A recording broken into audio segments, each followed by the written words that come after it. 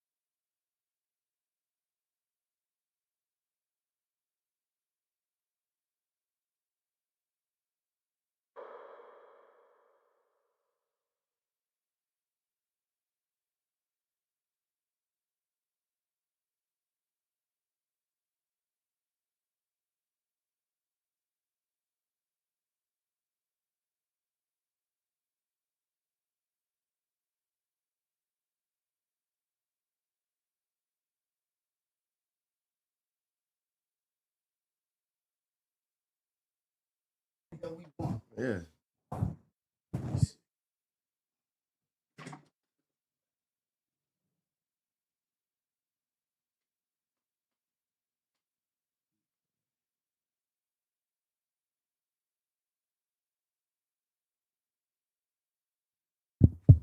There we go. Okay.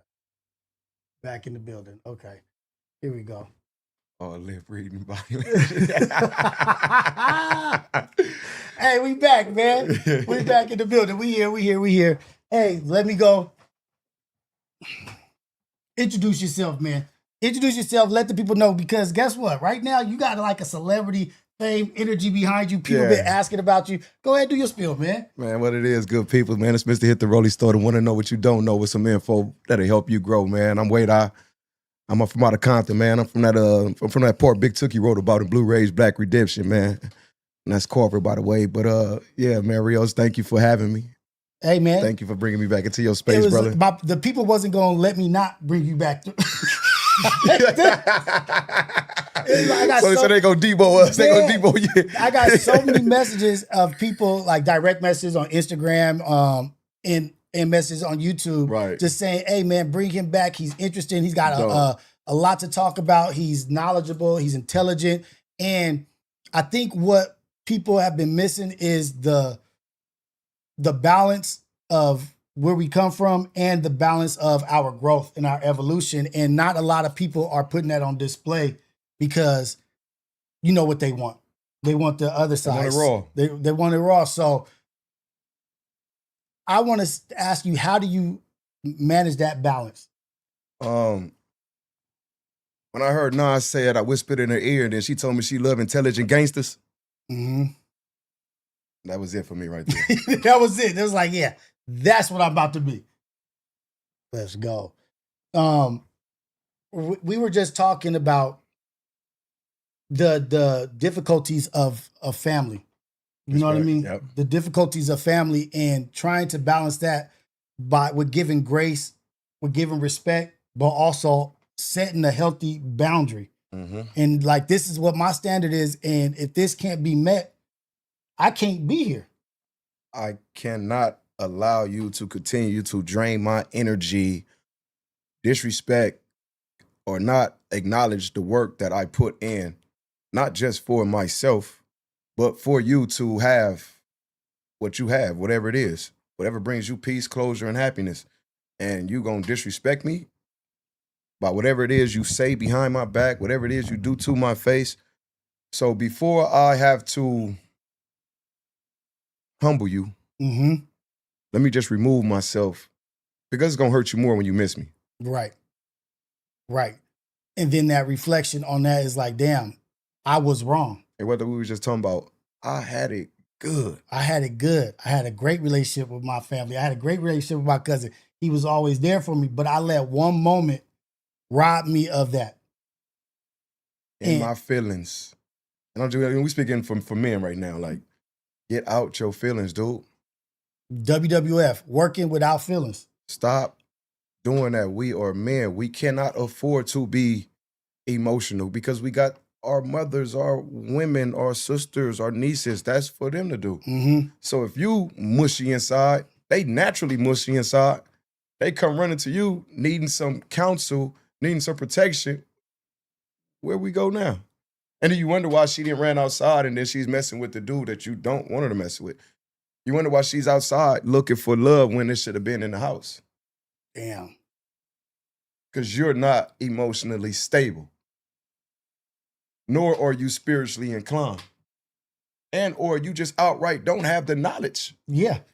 The tools and the resources. The lack.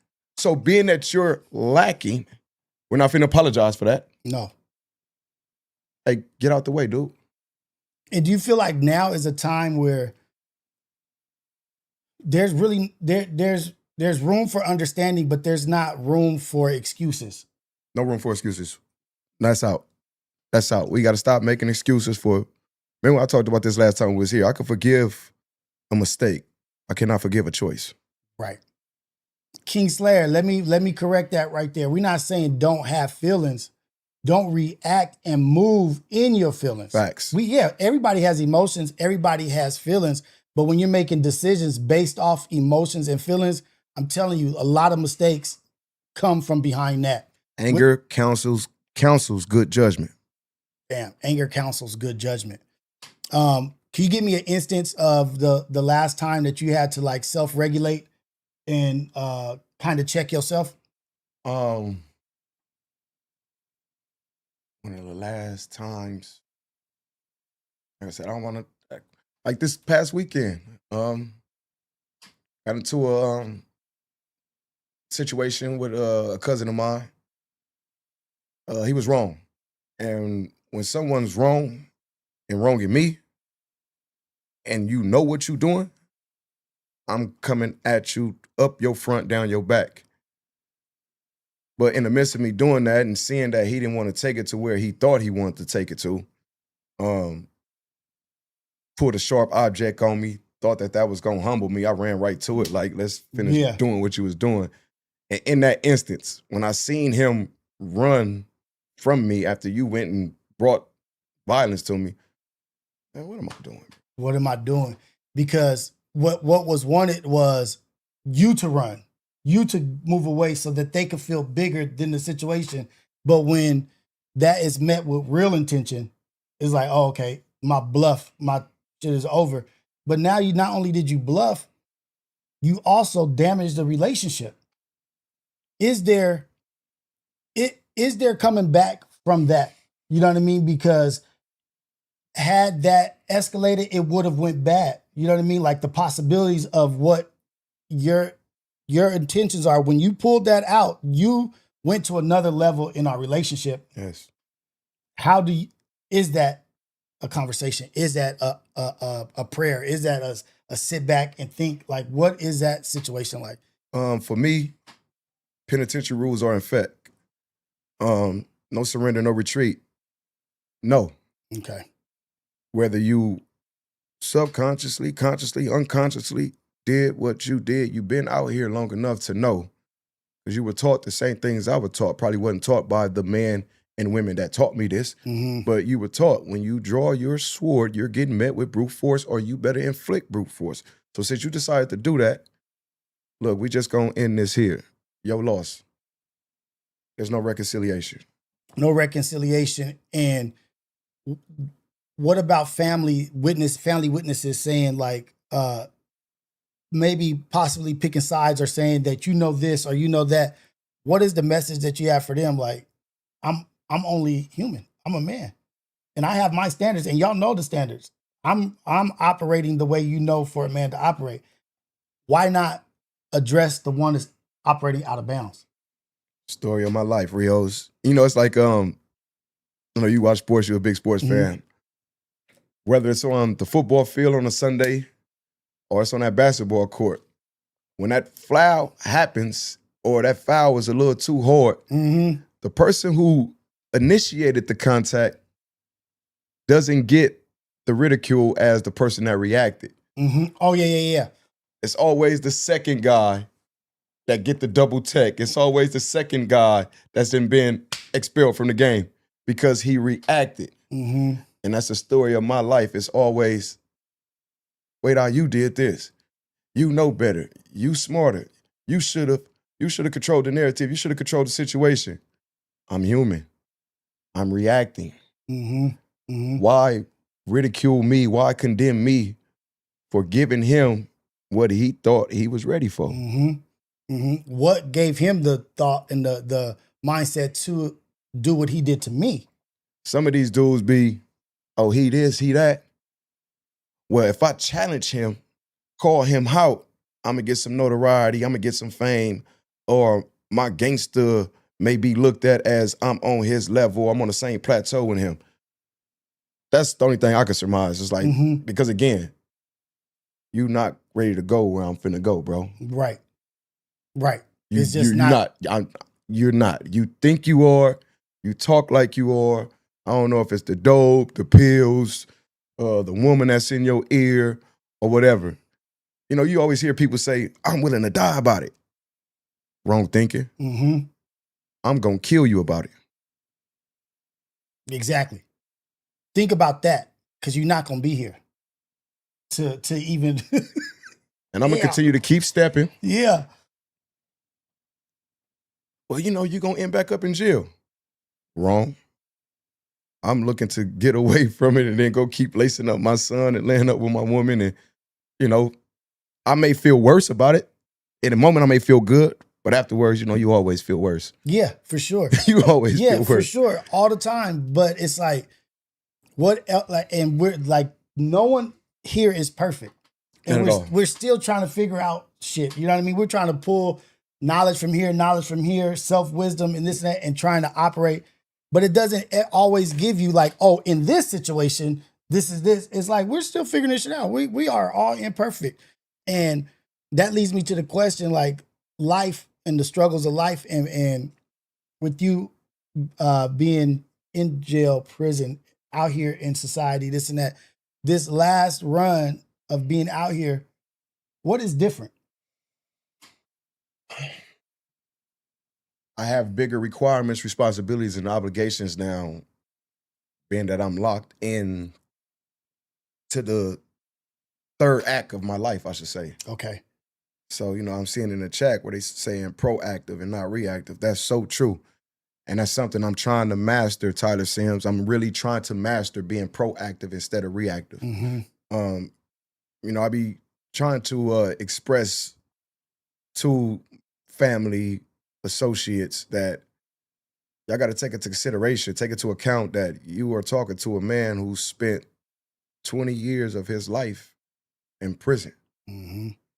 So off the rip, my reaction state is violence. Because that's the end all and be all where I just came from. Mm-hmm. And men, I'm speaking to the men and for the men. We know what we be doing. You know what you doing. You know what you're trying to do. It's just when you get the reaction you thought you wasn't going to get, you crying wolf. Mm-hmm.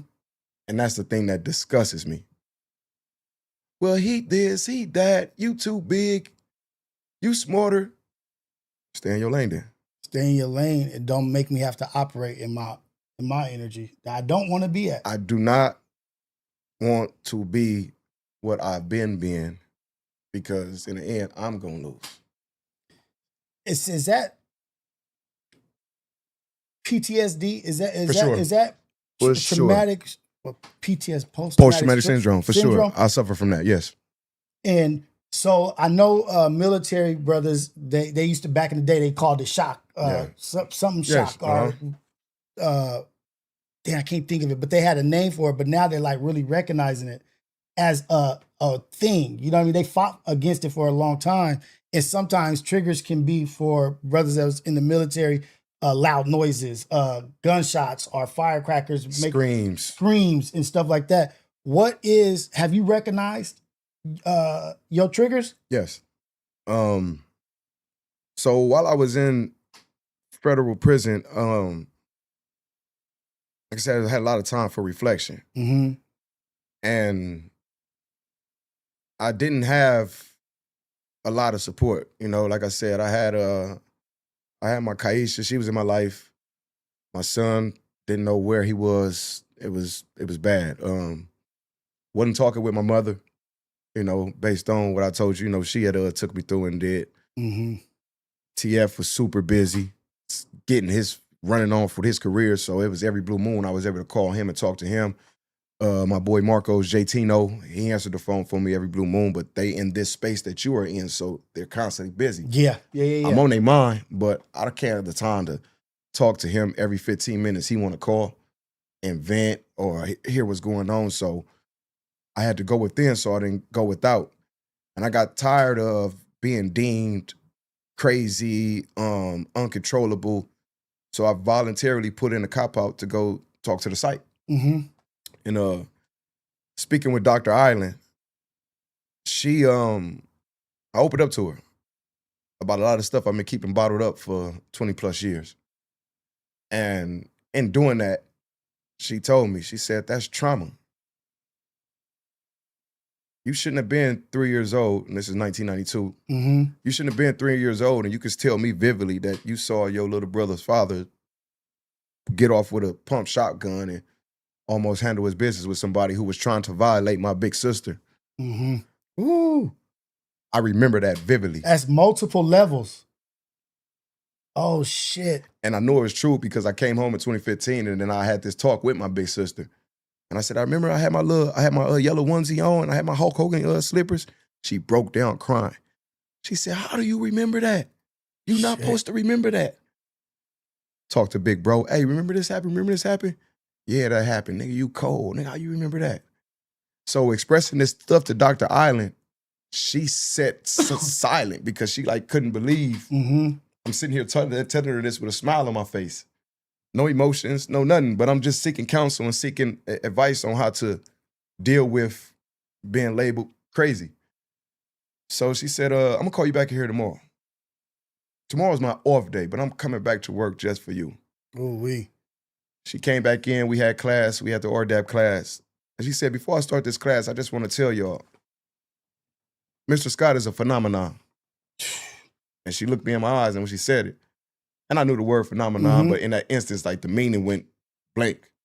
So I always used to have my rhyme books, I had my dictionary and whatever book I was reading for that day. That was my, my toolkit when I was in that place walking around.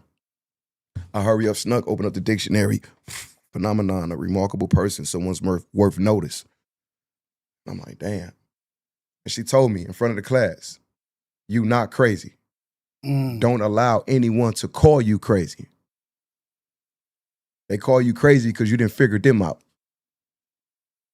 So that's how I deal with that now. And what's crazy. What's really crazy, this is what's really crazy.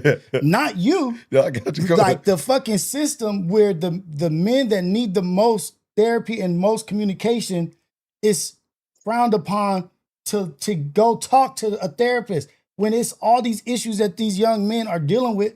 And then we have to mask them things because we're trying to also survive in here. So these traumas are actually getting compounded. Yes. And so it's so foul for them to be like, oh, therapy is this and that. Like, nah, it should be mandatory. It should be mandatory to have to communicate and talk out loud about what's bothering you. Because sometimes when you're expressing that shit, you're hearing it for the first time. Yeah. Because sometimes you think about it, it don't really resonate. But when you hear yourself say something, or when it starts getting difficult to say that shit, and you're like having to slow down, pause, and it's like, oh shit, this shit's having an effect on me. I'm having an anxiety attack. Man. I'm that was 2019. 2020, COVID hit, y'all was out here in the world dealing with it. Just imagine being locked in a cage 23 hours and 40 minutes a day for 13, 14 months straight. I can't imagine that. Forget all the cons about what I just described. I focused on the pros while I was locked in that cage, 23 and 40. We only came out for 20 minutes, 5 minutes, 10 minutes to shower, 5 minutes to get on the phone. They cut the phones off 5 minutes. You only got 5 minutes to use your phone, whether you like it or not. 5 minutes to get on the email and text whoever you need to text. During that time, I was able to work on my autobiography. During that time,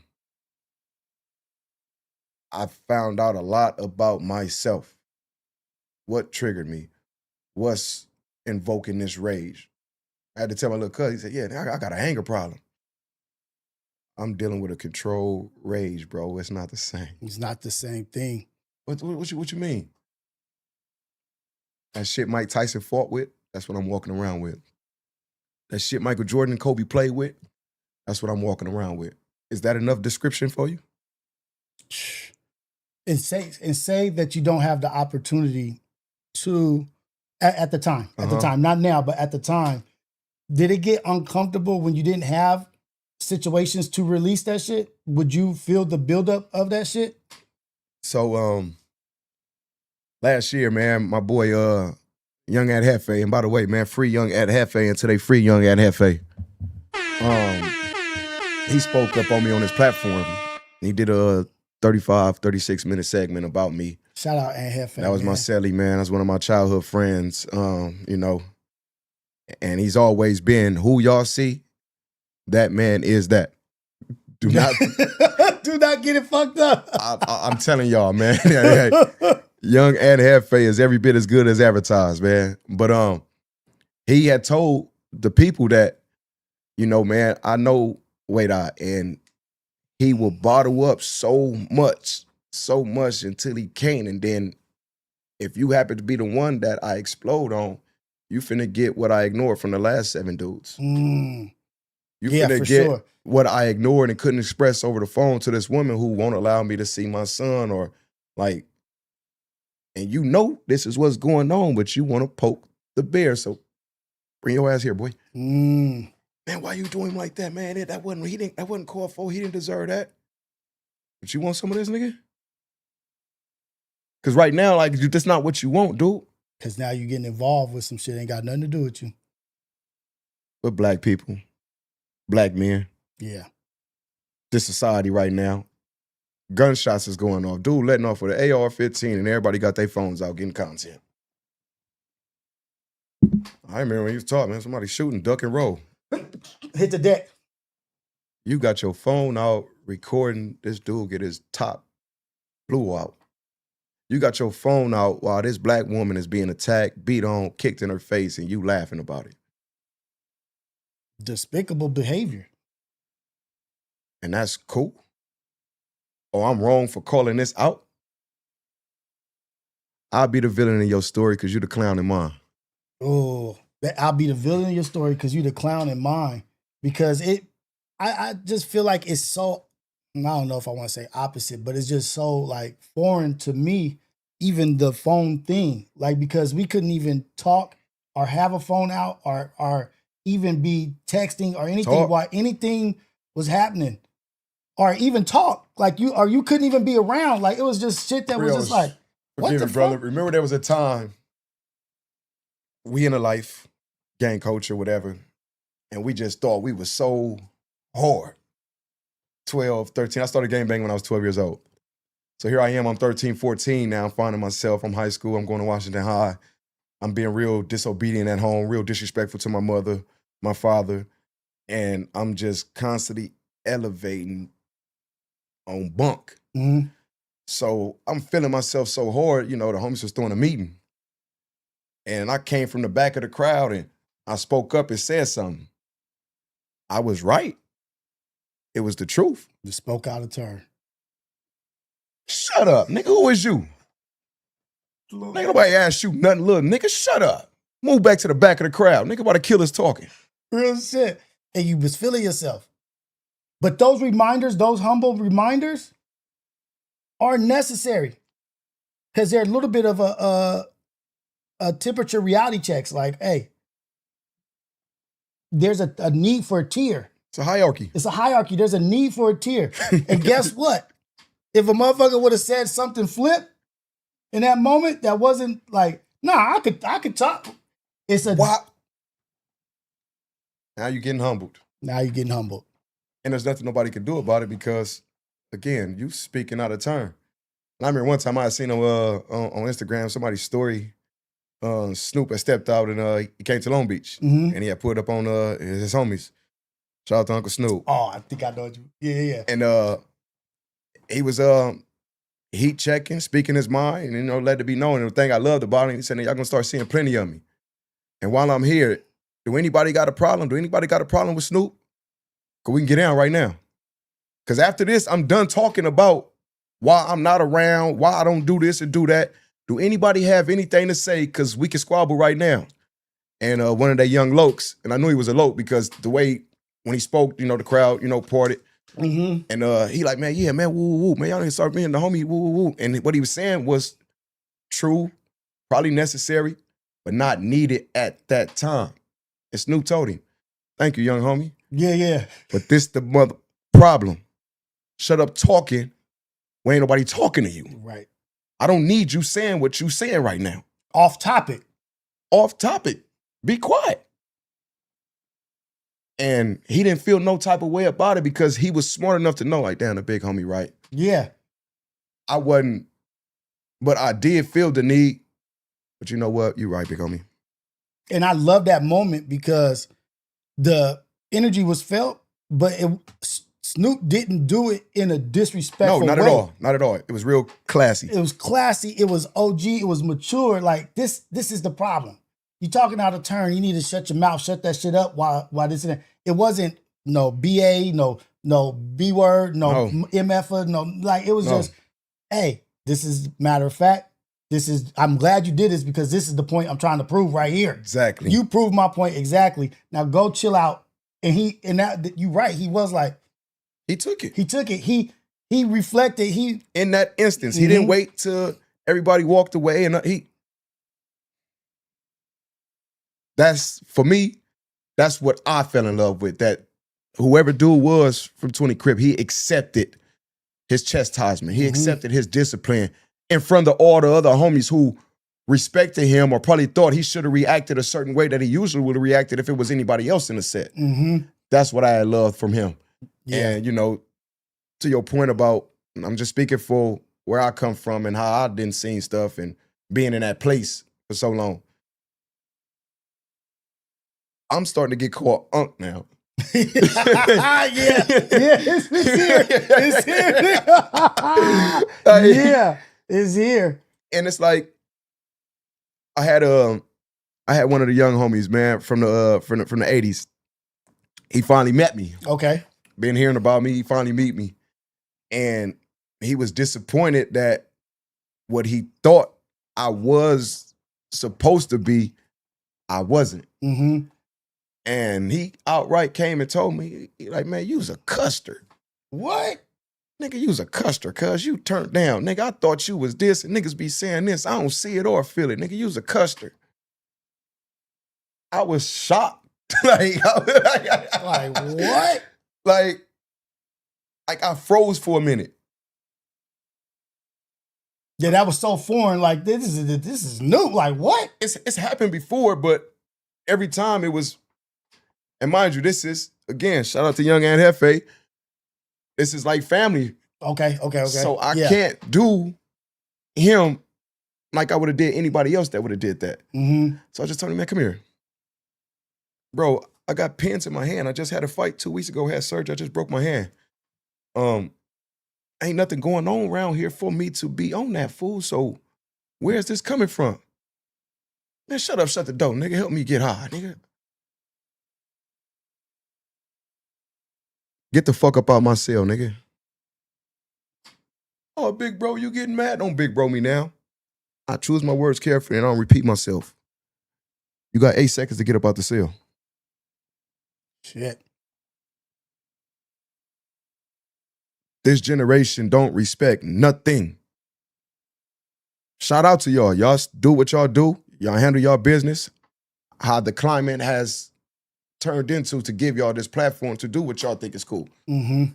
But again, like you said, we from the era where we didn't even want our picture took. We from the era where it was pagers. Like, it was a privilege to have a cell phone. Right. We going somewhere further than 10 miles, we have an alias. You never know who I am. You will never be able to backtrack to anything. Again, you had to be hyper aware of where you were traveling. Wasn't no Uber. You get on the metro, you get on the blue line, green line, red line, and we going all around Southern California doing this. I be telling them, like, man, y'all ain't even ever seen a food stamp. No, they haven't. You don't know what a food stamp look like, young boy. You don't know what a bus transfer getting paper clipped. Hole punch, don't you? How many phone numbers do you have memorized right now? Oh, shit. I just asked somebody that. They was like, I don't know none. Smartphone, dumb shit. Nah, I got all mine still. I still got the numbers from back then that ain't even active. Remember when we knew at least 15 to 25 phone numbers by heart? By heart. Like, oh shit, give me the phone. I can do it when I get the phone. Like, so, like you can't recite, give me the phone. This such and such, 310, such, you know what I mean? Like, damn. But you brought up a good point about respect. Like the younger generation, it seems as if now they like only really care about what their peers think. Like what the people that they're dealing with on the daily, like, oh, it's good with us, so it don't matter. What anybody else thinks or what anybody else believes. Which is fair. But is that the end all and be all? Me? How you feel right now? No. But we've been their age already. They haven't made it through the chess. They haven't made it to the other side of the chessboard yet. Yeah. The difference is that at their age, they have so much more power. Yes. But at their age, We Yes. had so many check-ins and so many things that we had to do and say to even do certain things. Yes. Like now there's like immediate power because they could just do what they want immediately. Yes. And it's like, oh shit. And like, I'm glad you said that it's fair. Because imagine if we had a green light just to do whatever. I probably wouldn't be here talking to you. And it's not a joke. That's serious shit. That's for like, because I was already on that. So, you know, there's a million old dogs running around. Mm-hmm. There are a million of old dogs that Kane and Menace, the OG Bobby Johnsons, and you know. Imagine Instagram back when they made Menace to Society. Or Instagram in the 90s. All the behind the scenes on that death row shit. Mm-hmm. All the behind the scenes with some bad boy shit. All the behind the scenes with some chronic Snoop Dogg shit. The real legendary shit. No Limit, Cash Money behind the scenes, man, in the 90s. Imagine Instagram back in the 80s when it was radio R, not made for TV or human consumption. So y'all got power. Y'all got it. YNs, all my young wolves, all my young generals, and y'all know I love y'all. Mm-hmm. Wait, I wait, man. To all my young men, stand up. But you know what? Do it for me, Rios, to conclude this there. Mm-hmm. Again, you know, I've been in that place. Yeah. So I'm watching these young bulls coming in there. They got the energy. Mm-hmm. Until they run into dude that's finna match it and then surpass what he thought he was on. So yeah, you out here, Blicky with the switchy, you done did it up and did it up. You know his favorite cousin in there waiting on you, right? You know his big brother in there waiting on you, right? And he been in here for the last 3.5, 4 years, powering up, pushing up and all that. He done took his losses. Now he inflicting pain and administering pain. And here you come. You got the heart. You got the mouth of a killer. You ain't got the guts. And then you get in there and then we hearing these phone calls, dudes getting on the phone. Oh, hurry up, bail me out. Oh, they in here beating on me.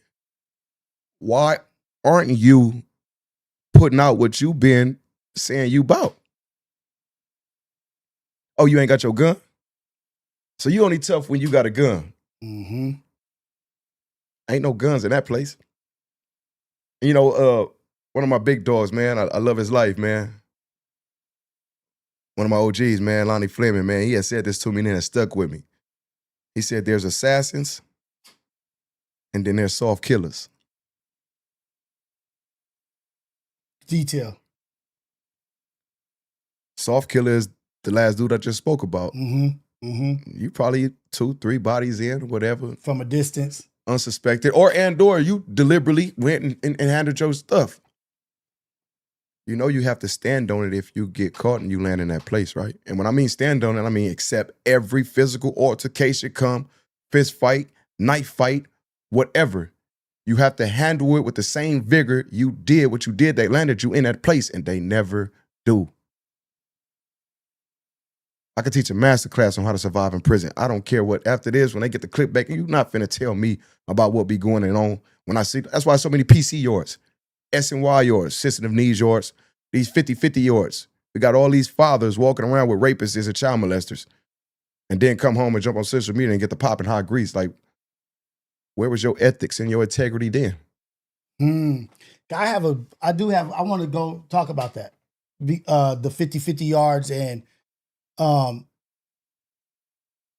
explain the 50-50 yard a little bit more. Last time I was in state prison was 2015. So from 2004, September, until November 2015, that was the last time I was state prison. That had just started before I paroled. Okay. What year is that? Like I said, right, like 2014, Okay, 15, when they okay. started ushering the 50-50s in. Okay. They had the S&Ys. Mm-hmm. So that's the, PC yards for those who are not strong enough to, withstand what goes on them level 4s. You not finna play on nobody level 4 yard. I started off on a level 4 yard, High Desert State Prison. November 2008 until September 2012, I was in High Desert State Prison, D yard. 4 block and 2 building. You gonna mind somebody on that level 4 yard. you gonna mind somebody. you gonna mind somebody on that level 4-yard. Because again, you're not the only one. Mm-hmm. He been in here since 1986, and he told me he don't have nightmares. Damn. He let that resonate. Damn. Shit. So they get there, and they think because I'm the dude that did wooty woo. Y'all seen dude on the news? Yeah, I did that. And all right. He got money, he got motion, he getting the visits, he getting the pictures, he doing whatever it is, that go on in that world. And then he think he doesn't have to respect the hierarchy. He think he can look down on OG who don't get no packages or go to stores, but this is dude that laid the foundation for you to be right here, be popping this hot grease like you are. Mm-hmm. Put in the work. He laid the groundwork for you to continue on carrying the flag. And he asked you for a few noodles and you, nigga, I ain't your bitch. I ain't here to take care of you. Oh, damn. Hey, young homie, let's work out. I don't do no working out. Hey, what's up, man? What's up, young homie? What's up, young homie? Hey, what's up, nigga? Whoa. Man, I don't need you hugging me, nigga. Get up off me. We homies. I'm sorry. Yeah. Never again. Don't worry about it. He not knowing. He just struck out. So soon as he do what everybody know he's going to do, whether it's 3, 4, 5 months, maybe a year down the line, everybody know he going to do it. And guess what? OG going to tell the homies, watch out, nigga, I got it. No, they ain't even been on no mission yet. They got to go ahead. No. I ain't forgot what he said to me last year. It's me. Held on to that.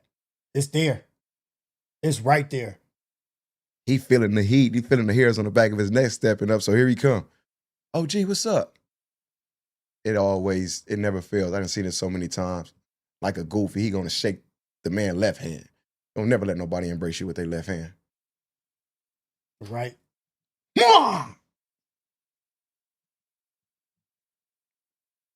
Get up, boy. Wake up. Get up for our grounded pound. And the whole yard knew it was getting ready to happen to you. But you so ignorant, oblivious, walking around with blinders on, or you have these preconceived notions your mind already made up about something you don't have no in-depth knowledge about. But y'all got it right now. This y'all shit. Now, I told my young homies in my set, this y'all, bro. Oh, man, we need you to come over here, man. Let's get this shit back right. I've been gone too long, fool. I missed that. This y'all. I'm here for you. I'm a phone call away. I'm a direct message away. But to be here every day like this is 2003 again, no. No, because again, if I was to do this, y'all not gonna be able to stand up under the structure that needs to be installed over here to get this back right.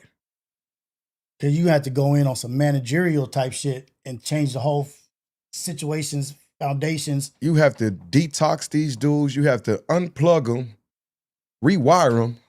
Shit. That's Rios. That's too much work. That's too much work. Yeah. And you don't want me to rewire your computer. You want me to accept you as you are, and I'm telling you, bro, you a glitch in the system.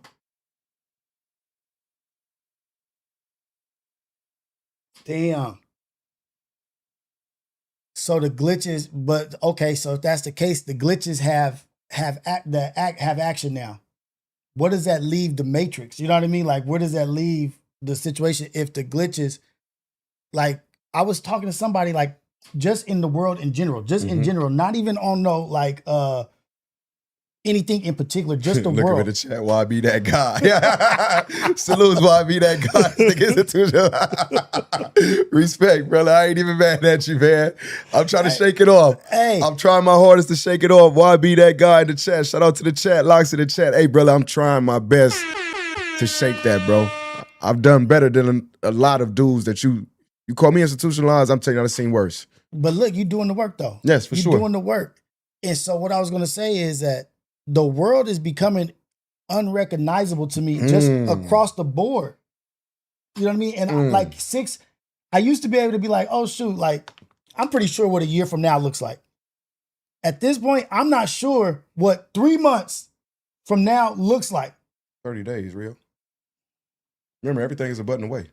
Dude, it's like it's just happened so rapidly that it's just like you can't predict shit right now. Even when you got your posts on it. Nope.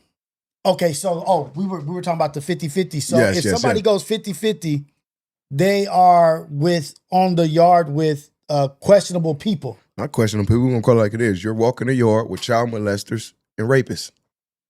And that is looked at a certain kind of way because how are you? You're a father, right? How are you navigating that and not acting on that? Right? And then, so if you do that, how do you come back out here acting like you're not what you just did? Because he probably got some money. He paying his way. He might be one of the favorite sons, one of the favorite grandsons in the hood. His family may be royalty in the hood, in the set. So, you know, his flaws are going to get overlooked or swept under the rug. And another thing I want to say, when you leave reception, you see your counselor, wherever they send you is where they send you. So if you don't have level 4 prison points, you're going wherever they have room or bedroom to send you. Mm-hmm. Now, it's on you to get there and do like the homies on the 4-yard telling you to do, smash somebody, get up out of there, fool. We're not staying there. There's no reason for you to be there, so why are you there? You idiot. I didn't ask to come here. They sent me where they sent me. Mm-hmm. And my objective is to get home. So wherever it is I'm doing my time, the objective, the main goal is the main goal, get home. So there's some dudes that didn't have no choice that got sent to where they got sent to. So let's not, you know. That's a different story. Yeah. My thing is, you were somewhere where it was solid.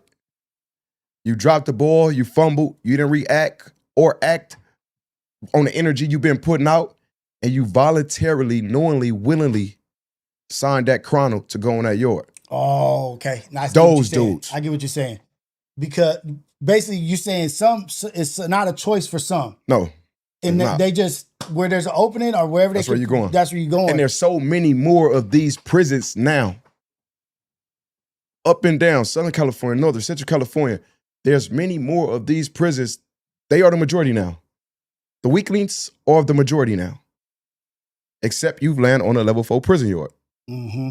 Where you go mind somebody. Yeah. So again, like I don't be coming down on everybody, but for the ones that knowingly, willingly, voluntarily signed that chrono to go on that yard. Yeah. So, and then I was gonna say this because it's not like the system we dealing with is a clean system. No, it's not. Like, It's not. It's not a clean system. That's the other thing. Like, is it? So, do you? I'm gonna say just your opinion, your thoughts. Do you think that some of that is a setup to try, like they're putting you in places to make it look like look bad for you, like they're putting people in adverse situations because they fucking with you? it happens. I've been there. Okay. You deal with it. Again, back to us talking about accountability. Mm-hmm. Us as black men, the day you take your first breath in America, you are looked at as a criminal. Off the rip. Oh, my daddy wasn't around. Boo-hoo, sad stories. So was everybody. You navigate through that terrain. And you constantly get smarter and you get stronger with every lesson, every loss, every heartbreak. Don't harp on it. Don't be moping around about what went wrong in my life. And so what? You got a story. I got a story. Your gun that went off. His gun went off. He a knockout artist. He a knockout artist. Right. He a player. He a Mac. That's what come with us being who we are and us being black and having a sauce. What you gonna do and how are you going to do it is gonna determine how you gonna be judged and looked at. You do wrong, they hate you. You do right, they hate you. Damn.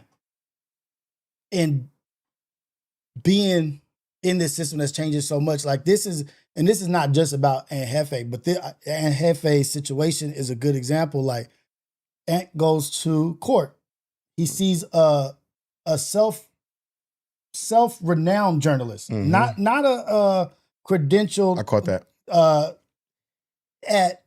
And he feels a certain kind of way. Like, damn, hey, what you doing at my thing? Like, I don't like. Why are you here? We're not friends. We're not associates. I didn't ask for you to be here. I can't stop you from being here, but I'm just asking you a direct question.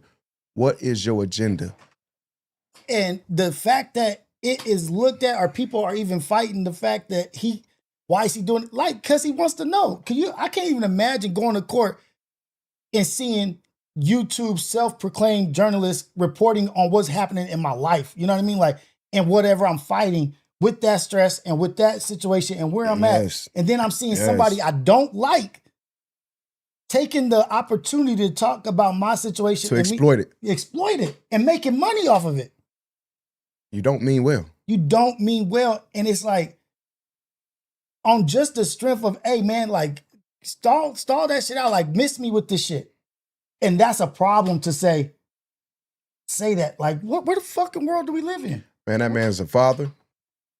That man is a brother, big brother, a little brother, son, a pillar in this community, a factor in this community, a friend of mine, a homie, comrade. Yeah, he meant that when he said, like, dude, like, please stop. And you know, his hands tied right now. So you may think. But yeah, like, that's the climate we living in now, Rios. Everything is content. Everything is content. And I bring it up not to harp on that particular situation, but just how much things are changing, that a civilian can come to court and report and have a platform to talk about you and this and that. And then excuses get made for, oh, he or she is a civilian. They're doing their job. But to me, that once you do that, it takes you out of the realm of civilian. Because you're talking about some personal stuff that need to stay in the shadows, bro. Everything ain't made for consumption, G. And now you in the game. You got skin in the game now. That's what I've been trying to say. People been thinking I'm like on some like old man shit. Like, no, you crossed the line as soon as you started doing investigative work and speaking on something that has nothing to do with you. Now, I understand civilians talking about shit that affected them. It's on the news, like you say, it's on CNN. Robin Roberts then talked about it on Good Morning America, whatever. But guess what? Just remember, they have their journalist credentials. So go get your credentials then. And then really step out here and really come navigate and come walk through these alleys. Come sit on these corners with these dudes and don't be getting no second, third, fourth party information and jumping on here and saying, I got it from a real source. When you'd even come directly to the plug. That shit trips me out. And it's just like, damn, like, am I just living in a different world where I'm just talking some crazy shit? Because to me, it's just simple. You know what I mean? Like, it's just logical, simple shit. And then don't be surprised when your life ain't the same.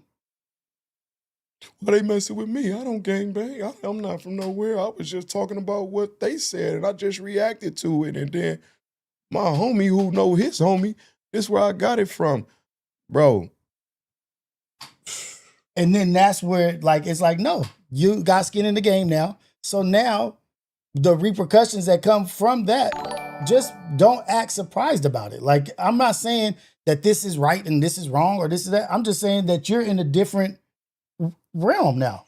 Like, you're not in that realm where people can understand, like, oh yeah, he's good. Like, no, motherfucker, you are in it now. When we talking about life and death situations, life and death. Yeah. Somebody potentially going to prison because of what you're talking about. Somebody brother or somebody hearing about something they don't want in the streets. Whatever you saying is putting a target on this man or this woman's back. And you talking about it, making money off of it, getting notoriety off of it, and speaking as if you have a first-hand account about it. And then you think it's cool? Some conversations need to stay in the shadows, bro. That's that man, brother. That's that man. I didn't authorize you to speak on that. Yeah, freedom of press. Yeah, the First Amendment Act. Yeah, all that's cool. It's still a flip side to that coin. Mm-hmm. Because the things that you say have effect on individuals' lives, and then even somebody that's not even involved in it, you can affect what they think, and what you say could be wrong. But there's no accountability for your wrong shit that you're putting out false information. There's no accountability for that. If you were a professional journalist, like with editorial and this and that, and you followed a strict standard, you would be docked. You would be reprimanded. Something would happen, and you would be shunned in your community. Yes. Like if you write a book or you write some documentary or this and that, and you put in plagiarized information or some false information, or what you felt, you saw, or you got from the conversation. So I was telling my dog about this, because I've been a victim of the hearsay. They say they haven't been called everything except the child of God. It's funny to me now. I like it. It excites me. So I said, you have the first-hand account. You have the people that was involved, that's seen it and heard it firsthand. We're just gonna say these two not talking about it. This three, just take me. Me, I just went and told Rios. Rios, my dog. Bob, Rios, this is what happened. You trust what I say because you trust me, my character. You know, Evan is a true speaker. It's the advantage. He's gonna bring the gospel. He's not gonna lie to me. You heard everything I told you, but you didn't receive it the way it was put out. So you in turn went and told your boy. Mm-hmm. The telephone. You put your spice on it. You put some cinnamon on it. He in turn went and twisted it and then added more sugar in. Or shit. Or just watered it all the way down. And now here you are, fifth, sixth party with this platform. You telling the story that you didn't got from the fourth dude who, and now this man name, his legacy, his household is in shambles because you want to spin a narrative that you wasn't even there to see firsthand. And you expect people to leave you alone and that's okay. Right, and they reported it whenever they said the first time, they try to jump on it as soon as possible. As soon as it hit the internet, then report on it. Wrong, completely wrong situation. Then you putting somebody in a situation they wasn't even there. And this is like where people say that they don't understand it, they don't get it. I get that. No, you don't want to get it because you want to continue on doing what you're making money off of, and that's playing with people's lives. Playing with people's livelihood, playing with people's reputations, assassinating people's character. Oh, that's cool. Fine and Danny. Stand on that when somebody catch you, bro. And that's all I'm saying. So this is for Bone Slave or whatever. People feeling don't trump out rights. We got to stay free. True. But what I'm trying to tell you is that just be aware of who are you talking about? Who you talking about and the repercussions for what you're talking about, because there is a real world outside of this social media. Outside of that shit. Like, you know what I mean? Like, I'm just saying, just understand that you step in, it's like Mortal Kombat. You stepping into another realm that you don't want to be in. Yes, people can do whatever they want. They can do this and that. That is fine. But you don't have any protection like a real professional and this and that. You are a single person out here doing work that's dangerous. That's it. And I'll leave it at that. Just deal with those consequences that come with your actions. And in this state, this state we live in, we're going to conclude this on there. Like, nobody caring about them cameras, bro. Not at all. You might be ready to defend your crown. He's coming with a different kind of energy, though. So just be hyper aware of who you talking about, bro. Be hyper aware of who game business you out here putting on the net. Right. Be hyper aware of these investigations you jumping into and speaking on. Because again, everybody ain't playing with you. Right. Everybody ain't care you got the police in your back pocket. And everybody don't care about going to prison or putting your top on the concrete. Right. You're going to be having to do your interviews or your reports with a mask on. Reported live. Reported live. I'm anonymous with the woo. Yeah, for real.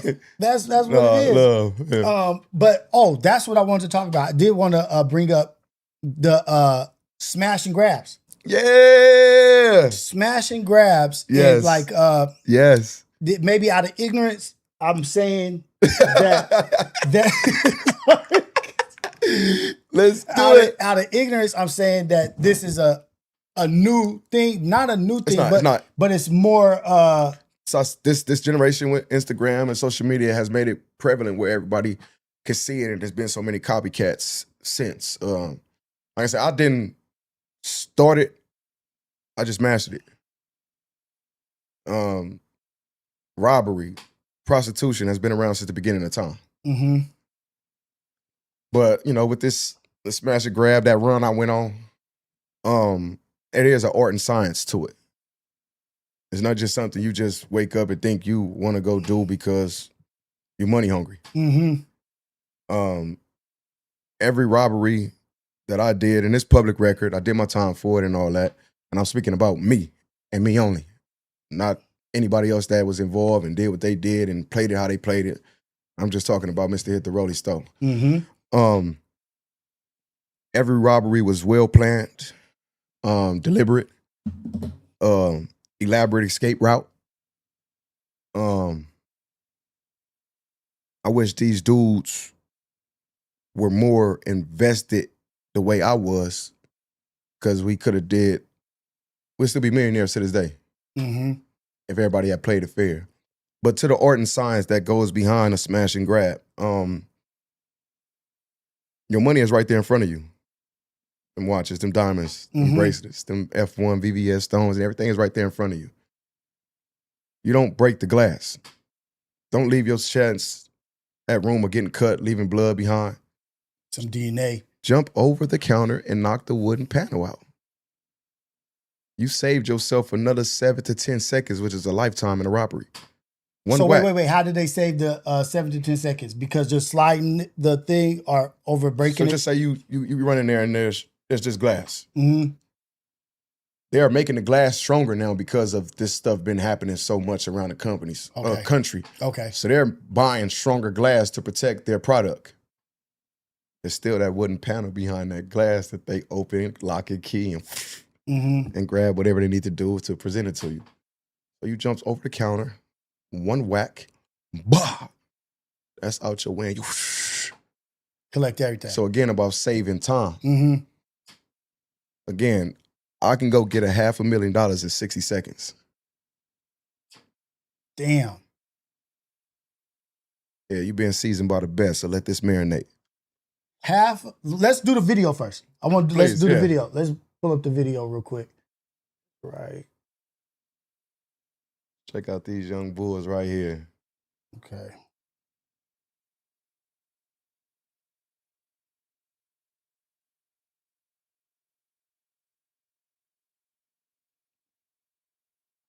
Let's watch it and then, break it down afterwards. Tell you everything they did right, everything they did wrong.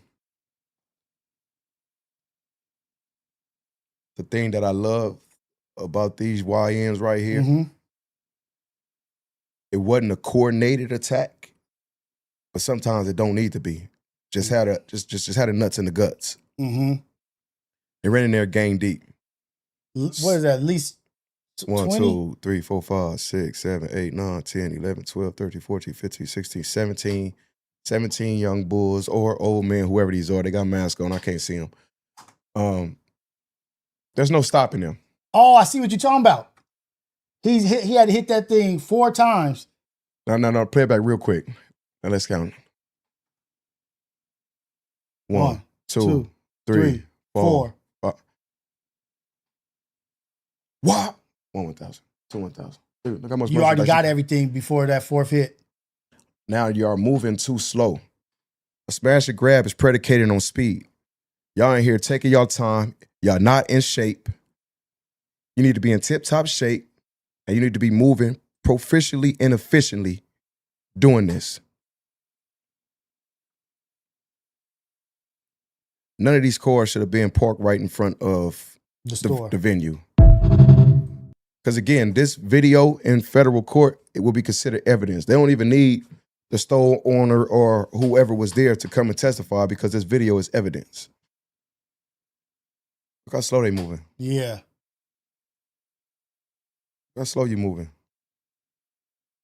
Some of y'all got cut. I don't think everybody taped their wrists up, wore a thermal, wore a other shirt on top of the hoodie. I don't think they was that intelligent. I hope they were though. But yeah, man, I had seen this and somebody had sent this to me in my DM. And I just smiled. I just smiled. And again, I'm not promoting crime. Do not go out here and be thinking, you can do this, especially us out here in California, Southern California. The Olympics is on the way. They cleaning the streets up for a reason. I know y'all been seeing all these indictments going on. It's not by coincidence. $1 billion+ is getting ready to come to Los Angeles 2028, and they not finna have us, people like myself that used to do what I used to do, that come from where I come from, out here running around while these athletes from around the world and entertainers is here to enjoy the summer games. So don't be thinking about doing no crime right now. And again, I'm not promoting crime, but I'm not ashamed of what I deliberately did, how I did it. Yeah, I stepped all on Sunset, broad daylight, the Lamo Mall. Yes, I did that. Malibu, West Time, $1.2 million worth of watches was took in that day. I did that. $1.2 million worth of watches. How many watches is that? Well, if it's a certain kind of watch, of course. So that one, Malibu West Time, we snatched up Frank Mueller's, Audemars, and a bunch of Hublots. Okay. Yes. So these articles that are brought up, what are these articles? So Amy Wallace is somebody that did the 2018 November issue of GQ magazine. She the one that did that 9-page spread in GQ about the case, about everybody involved. Back to journalists sitting in court. I remember walking in court doing trial and I seen her. Mm-hmm. Out of all the faces that was in court, she stood out. Okay. And I asked my lawyer, I said, who is that? Oh, that's a journalist for GQ. I'm like, what? Oh, this finna get big.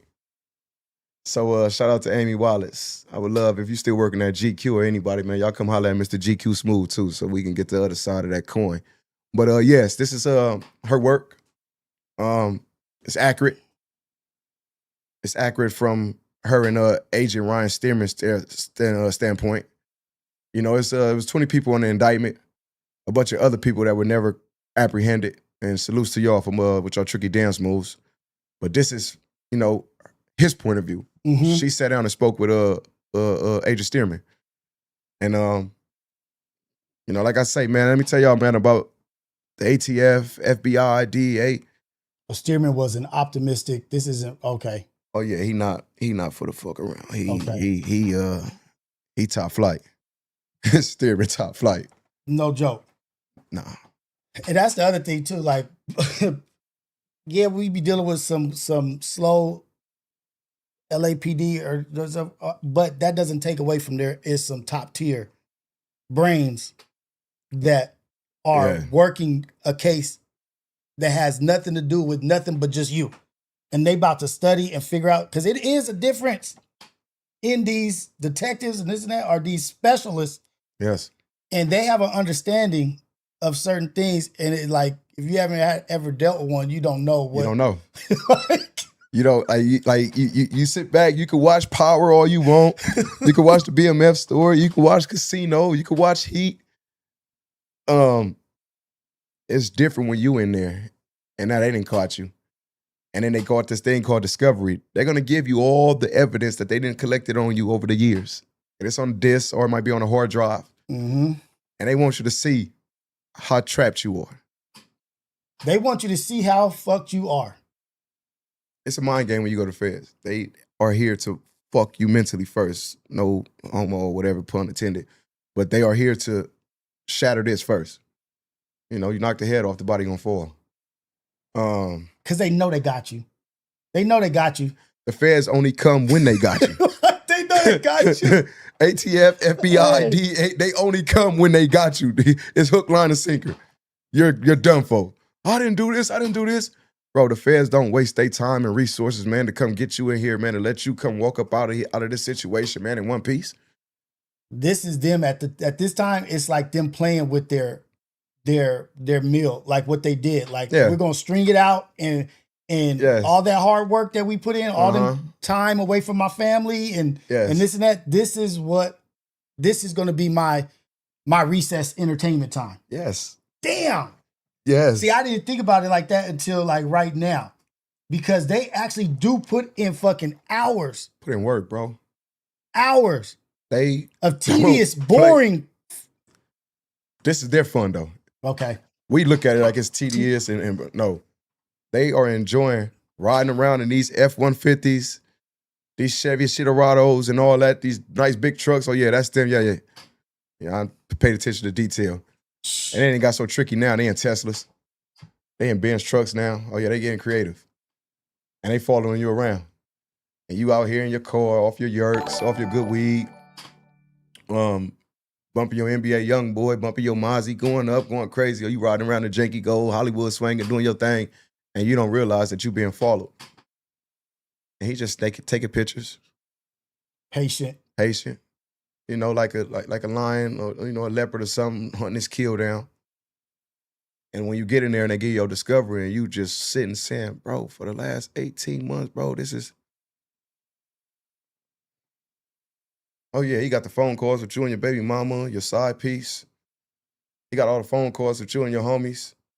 He got phone calls that you didn't even know you was being talked about on, and the dude you've been riding around with for the last 6 months, every day breaking bread with and all that, he been talking so bad about you.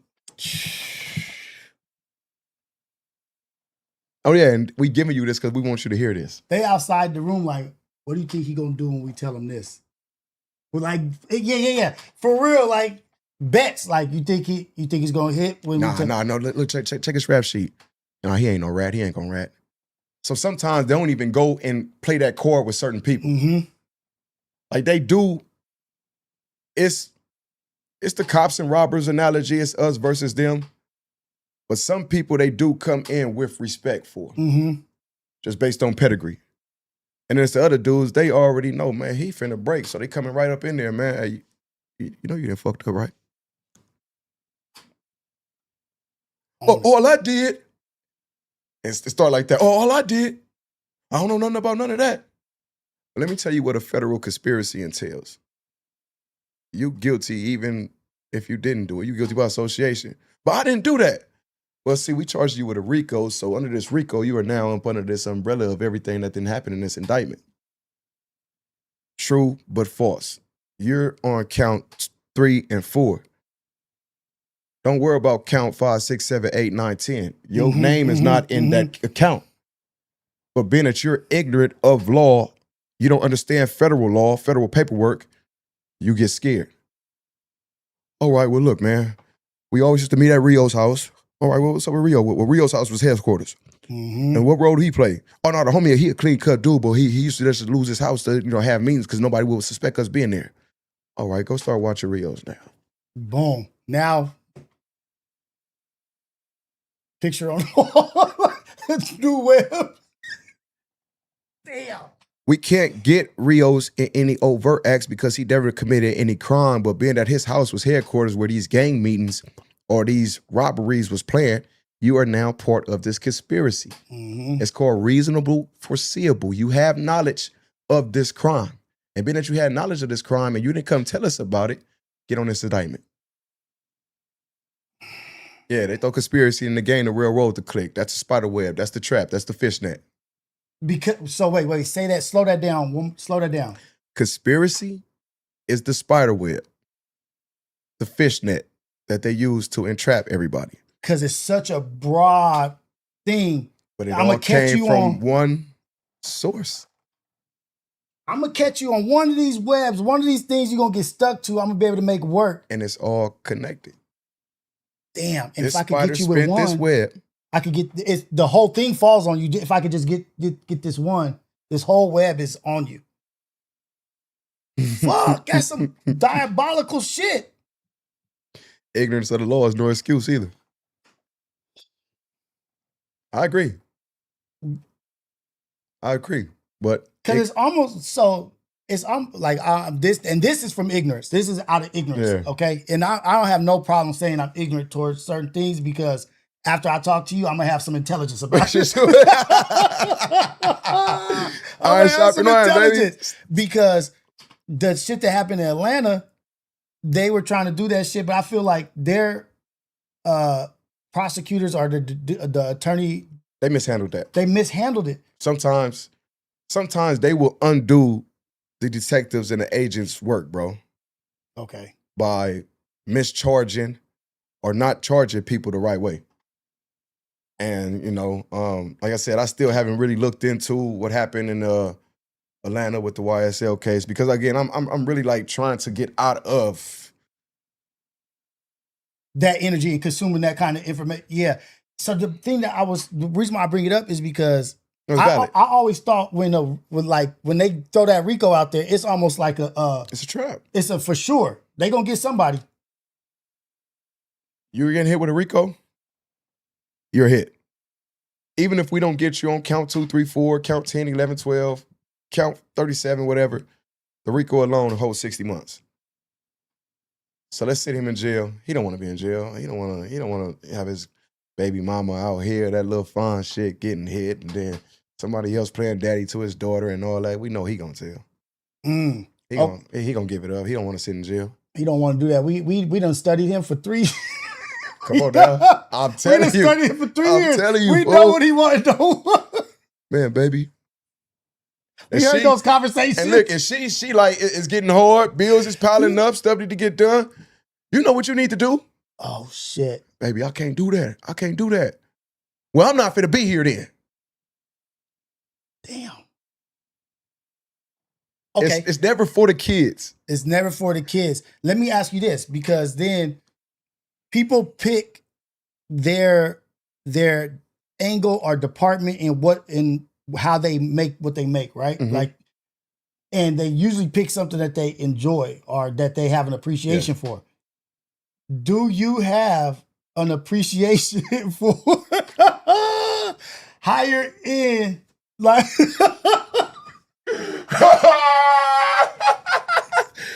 like, so now like your taste in like me, I won't know what the fuck. Like I will look at something and be like, oh, that's tight.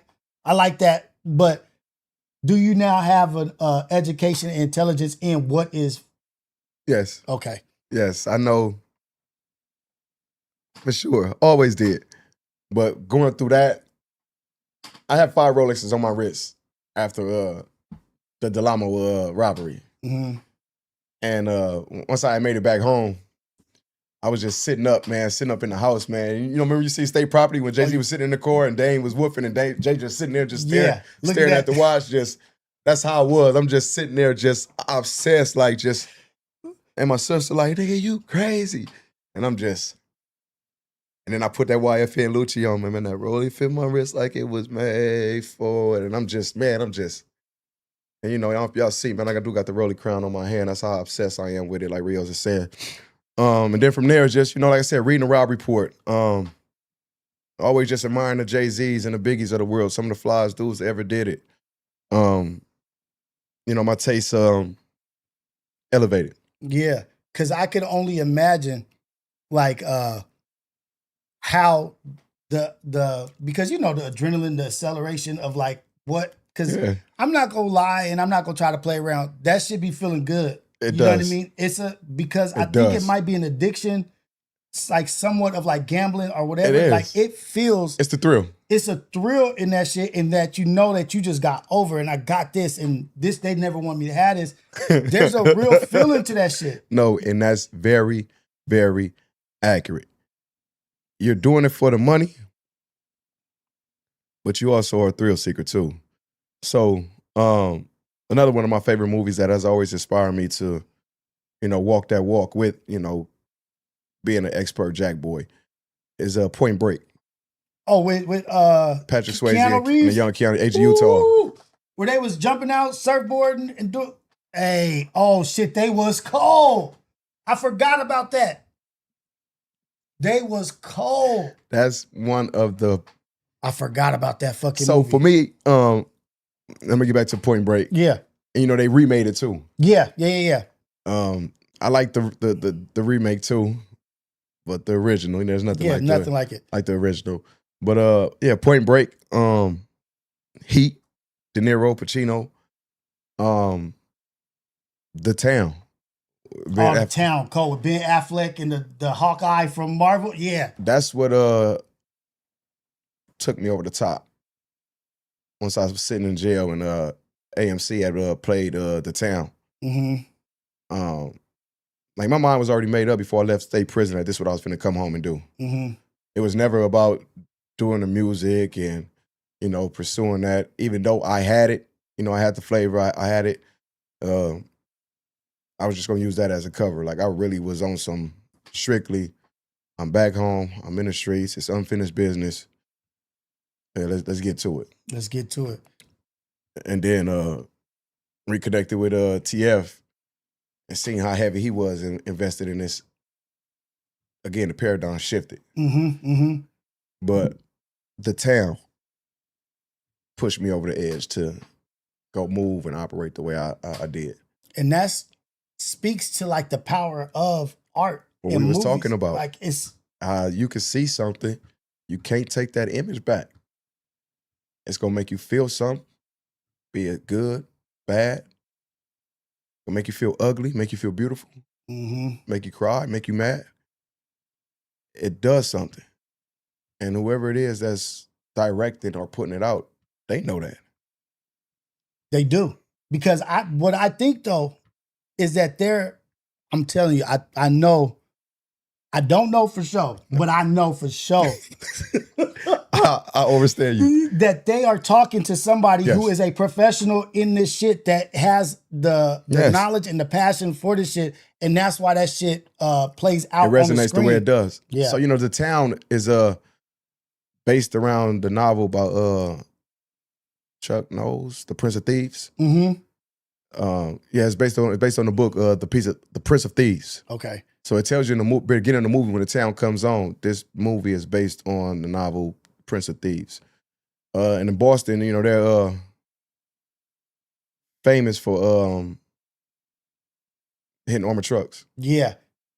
That whole story about that and on the island and like getting on the other side, that shit was dope. So this is my next question. Go ahead. I actually have two. There's a follow-up, but because of the place that you guys are in mentally and the things that you guys are working on, are you guys moving into production? Because I know you guys are going. It would be crazy not to. No, for real. I would love to. Like I said, I'm working on a movie script myself right now.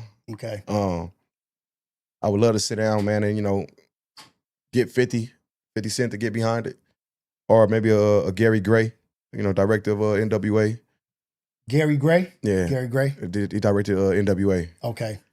I don't know, love to sit down and, break my story down with them to bring it to the big screen. Because I just love the way 50 does what he does with the store, what he got going on with Stars Network. And I love how Gary Gray did NWA.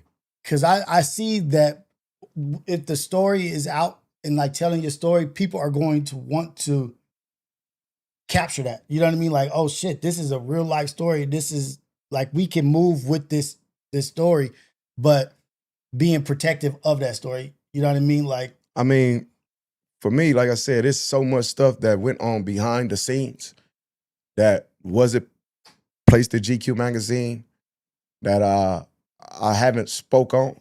Like, it's so much meat on this bone, bro. Okay. It's so much, like, I went through a lot in 2016 behind family. Like I said, man, female, man, from my set, man, Fofo, I've been knowing her since I was 7, man. She the one that initially, man, snitched on me, coerced my mama to, turning me in. And once that phone call got made, my fate was sealed. On top of the dudes I was running with getting caught, jealous I got away from every robbery, they already cooperating. Mm-hmm. On top of a known killer, gangster, whoever he is, from where he was from, already working. So it was bad. It was bad. And then the follow-up was, the feeling of what you're going through and doing it and pursuing this mission or whatever, and that feeling that we was talking about, the adrenaline, the excitement. Have you had that feeling with anything other than that? Yeah. Again, like I said, while I was in federal prison, I had drama coming from so many places. Nobody likes when you're independent. Right. Hey, Bosh, those snacks are right there for you too, just so you know. Heads up. Yeah. You know, when you're independent, you got your own mind, you ain't no follower, you can catch flack for that. Okay. Again, I'll silence doubt and I'll welcome the noise. That's who you listening and talking to and commenting on in the chat about. Getting violent with dudes. I used to get a thrill out of that. Humbling dudes. Breaking dudes' spirit who thought they was finna humble me or embarrass me. And, you know, like I said, 2024, SIS came, pulled me up out the unit. I had beat a dude with a lock and gave him neurological brain damage. And they said that they was gonna charge me with attempted murder because I didn't beat him so bad that every day he wakes up, he falls back out. And I had forgot that I had did this. Like a whole month and a half had passed. I didn't did what I did to him, got away with it. I didn't forgot. But I was just so on that while I was in there that a lot of dudes were just uncomfortable being around me in the unit. So while you in there, they got Crime Stoppers and the phone number on the wall in big bright red numbers. About 5-6 times, you can't miss it. So somebody got on the phone, called Crime Stoppers and told them, man, I keep a lock on me. I'm the one that did that to old dude. Woo, come get me. They came and got me, man, just based on that phone call. No hardcore evidence, no video, no nothing. Because I made sure that it didn't come back to me. But doing that to him, yeah, I had got a thrill out of putting pain on him. I had got a thrill out of administering pain to dudes who thought it was sweet. You know how we say, I don't know how to say how we say, but it's so easy to make a mistake and it's such a long penalty for the mistake that you make. But it's so hard to benefit from doing the good or seeing the benefit from the good. Do you think that feeling, you will be able to gain that feeling in something else, like positive or something? Or yes, for sure. For sure. Because that's where I'm at with it now. Okay. It's like I say, like, to those who attack me, call me out my name, you wouldn't have survived what I didn't survive, dude. You would not been able to walk the walk I've had to walk. The journey I've been on, man, you would have been cracked. You would have been cracked. You would have been changed your life. Or the situations I was in would have changed you. And not for the better. So armed and strapped with that knowledge, Rios, it's like, bro, I have nothing left to prove. I'm famous enough in these streets. I don't need any more press on that. If you know, you know. If you don't, and you want to keep running to whatever narrative that you're getting and story you wrong, man, go ahead. Just remember, it is a real world outside of these chats. It is a real world outside of Instagram. It's a real world outside of being on these podcasts. And everybody ain't playing the game you playing. Content ain't just content with everybody. And that's an important statement, because I try to tell people, like, you seeing 10% of the game. This is 10%. This is an hour out the day. You guys get to see an hour out of the 24. You know what I mean? And you get to see young men that are trying their hardest to be the best that they can be. You know what I mean? Because you talk about the things that you made it through. You talk about the struggle, like you wouldn't have made it through the things that I made it through. The constant reminder every day that I'm not going to let no sucker make me lose the momentum that I've gained. You know because a lot of these dudes be miserable. That's it. A lot of these dudes be miserable. They don't like who looking back at them in the mirror. They don't even like the woman they laying up next to and say they love it. Yeah. So me, orange strap with that knowledge, life is trolling you, so you think I'm finna allow you to troll me? Exactly. What do you do with your 24 hours in a day? How much money you make a year? Do you have a 401k? Do you own property? Do you own acres of land? Black man, Hispanic man, Asian man, whoever you are that want to come for me now or in the future, what do you do with your 24 hours? What have your life been like the last 5, 10, 15, 20, whatever years you are on this earth? Who are you? Do your wife respect you? Do the mother of your children respect you? Do your name really hold weight? Yeah. I'll wait.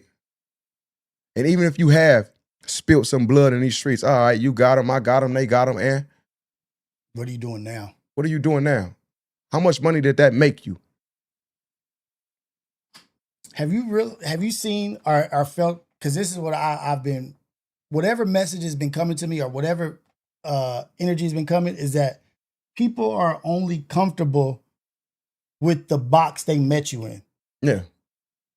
I met you Sometimes not even in that box. not even in that box. And when you are on your path of growth or doing something different or reacting in a different way, it doesn't suit them because they're not comfortable with this newer version of you. They comfortable with being able to predict what you was going to do because they know how you were at this time. Like now that they have to get like, oh shit, they don't want you there. Even if it's good for you. But it's uncomfortable for them. So, like you say, I'm still tapped into those channels, where I come from. Mm-hmm. I lived in prison for so long, I'm still tapped in with some of them dudes that's never coming back out of that place. Right.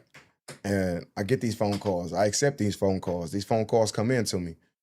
And, a lot of stuff be making its way back to me. And I just be like, dude, obviously you not serious, because if you were, this information should have never made its way back to me. Oh, shit. Okay, yeah. Yeah.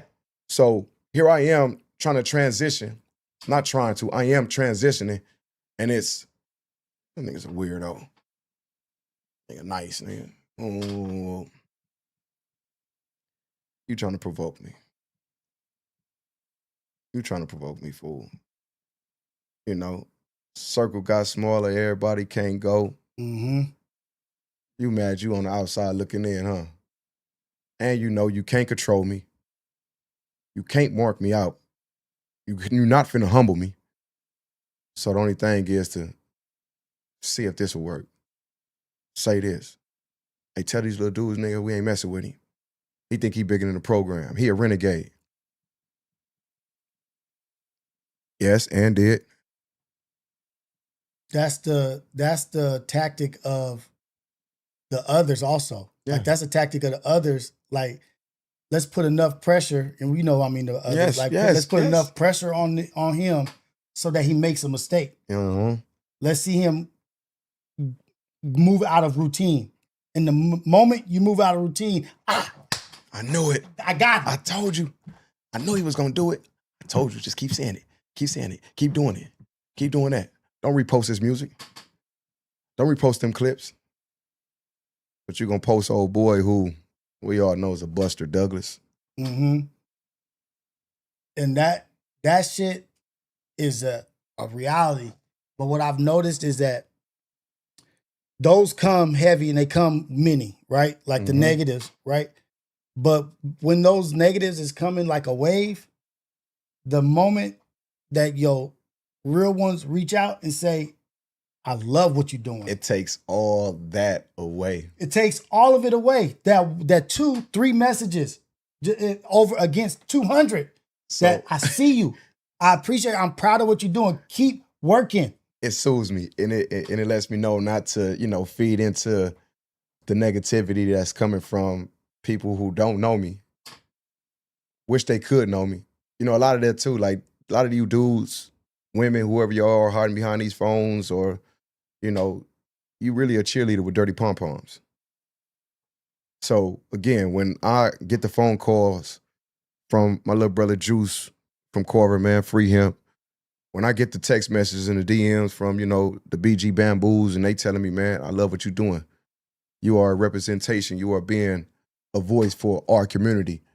The G homies, man, my G homie, man, Compton Bright Dog, and others. When they telling me, man, keep doing that. And these is dudes that then really stepped.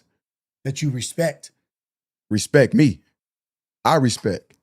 Got respect in the city of Compton, are respected in these prisons, still walking 4 yards, main lines, and not giving or letting room for excuses for dudes who chose to not continue to stay on that path and have that energy that they be putting out. Mm-hmm. But now that he's no longer behind that wall, he's able to move around now, and I'm back with my family and my friends and my associates. Let me go ahead and start. Because you know what? I don't like the fact that he's in that light. I don't like that he has this platform. And then I get the phone calls like, man, I'm proud of you. You deserve this. No, I don't. I earned it. Mm. I shed blood for this. I spilled blood for this. I stayed in that cell sometimes, stomach touching my back, starving. Calling, nobody picking up the phone. Nah, I don't deserve it. I earned it. I earned it. Ooh, that's cold. Your music, that is your new music. I want to do a comparison of your new music and like maybe music that you made in the past. And do you notice a difference in messaging, delivery, topic? What is different now versus then? No, don't call me lucky. Shout out to the chat. Straight up. Don't call me lucky. Nothing that's really changed, Rio. It's still the same. One of my favorite songs that I'm waiting and I'm hoping that it get puts out is "Hit the Rolling Store." Okay. Produced by Mike Summers.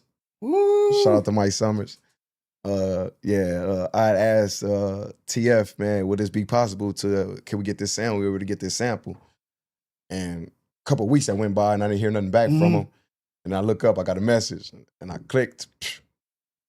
Oh, but let's go. Let's go. Immediately was able to go run to Juice of All Trades studio, man. And Juice of All Trades? Yeah. Juice of All Trades. Yeah, that's cute personal engineer. Shout out to my boy Juice. I did it in one take because it just came from a real place. And I wrote that song while I was in the feds. Oh, shit. I wrote Hit the Rolling Store while I was in the feds. Okay, wait. So you knew the sound that you wanted to go to that verse that you had wrote. You knew what you were looking for already. Yeah. And when you requested it, you knew this is what I'm putting on that. Okay. So, that, and I'm just gonna be me, man. Like I'm like a big old pot of gumbo when it comes to me being an entertainer. I'm not a rapper. Hit the Rolling Store? Hit the Rolling Store. Hit the Rolling Store. Produced by Mike Summers. Is that on? That's on my upcoming album, man. Whenever we get the chance to drop it, man, like I said, we're still playing with titles. We're still in the process of getting my sound. Mm-hmm. Because again, I'm still like a novice when it comes to being an MC, rhyming. I've been listening to, hip hop for so long, but it's different when you own the mic. It's different when coming up under ETS, like TF don't put out whack product. Nah, he's particular with his shit. Very meticulous. And he like a high quality. He don't put out he don't put out whack shit. Like, you know what I'm saying? Like if it's not coming, it's not coming out. So again, like me knowing myself, I'm more entertainer than a Jadakiss, a TF, a Eminem, a Kendrick, a Schoolboy Q. I'm like a big pot of gumbo, so you're gonna get the tricky dance moves. I sing too. So you're gonna get some. Yeah, you're gonna get some of this Bruno Mars, Anderson .Paak that I got inside me. Are you embracing that more now? Yes. Is that something that you knew you had already? Did you already know? I already knew I had it, but again, jumping off the porch, game banging, I allowed these dudes that I was running with, that I was smarter than, way more braver than, I allowed them to had me stifle my talents and my gifts to fit in. So the whole time I stood out and I tried to fit in. Shrink your talent, make you smaller than what you are. Like, damn, because I wish I could fucking sing. God damn. So for sure. this, I told my wife, I was like, if I had 3 wishes, that would be had one that of in your them arsenal? off the top. Bro, to have like you not gonna never go. So take it. So hear me out. I'm like a super unashamed Chris Brown fan. Like I don't give a like, man. What you so? I said, Chris Brown a nigga. Well, I love me some dope. Chris Brown. Dope. He good, man. He dope. He gonna spit a 16, backflip, and then sing to your bitch. Yeah, he cold. He for sure cold. And also, we need to celebrate and champion behind one of our greats. Bro, stop, man. Who in that era, in that arena? Yes, there's the Michaels. Yes, there's the Prince. Love me some Usher Raymond. I feel Chris Brown got them all beat. You feel like wait. You feel like Chris is on MJ? Why not? Was Michael Jackson rapping? No. Did we ever see Michael Jackson do a backflip on the stage? Spin around and then start singing? I'm gonna use old boy from New York's argument. I'm listening. He said motherfuckers was fainting when he was just walking out. True. Oh, shit. All right, true. He said if he'd have did a backflip, the stadium would have exploded. All right, valid. Michael did have grown men crying. Yeah. Valid. But it was just a whole dynamic with that back in the day. Not people, and you know what I think added to it was not having all the access to Mike. Like we have all the access to Chris that we want. We can see interviews, we can see this. And Mike was just... He was a mystique. Yeah. He was a mystique. He was just like never been seen. You know what I mean? And I think Chris, a lot of what Chris has, he got from Mike. Yeah. You know what I mean? Like, and I fuck with Chris Brown. Chris Brown is dope, amazing. Mike is just like on. I said I love me some Michael, but like I love crump dancing. I love bucking. You know, I was part of that generation that ushered that in. Oh yeah, that shit resonates for real because you relate to it. When I for see many, like, you know, when I first seen Run It, I was in Sylmore Juvenile Hall in the unfit units, and I was looking at life in prison for robbery, kidnap, and attempted murder on the police. And when I seen Run It, and then I seen the people in the video who I used to see at Sandra House over there in the Campanellas, like I told the staff, like, I need to go in the cell. Like, what's wrong? I don't want to be in the day room no more. I went in the cell and I cried my eyes out, bro. Because I said, this is where crump dancing then went? right? It's on VH1 now, it's on MTV now, it's on BET now. And this kid from Virginia is excelling at something that I helped pioneer and usher in.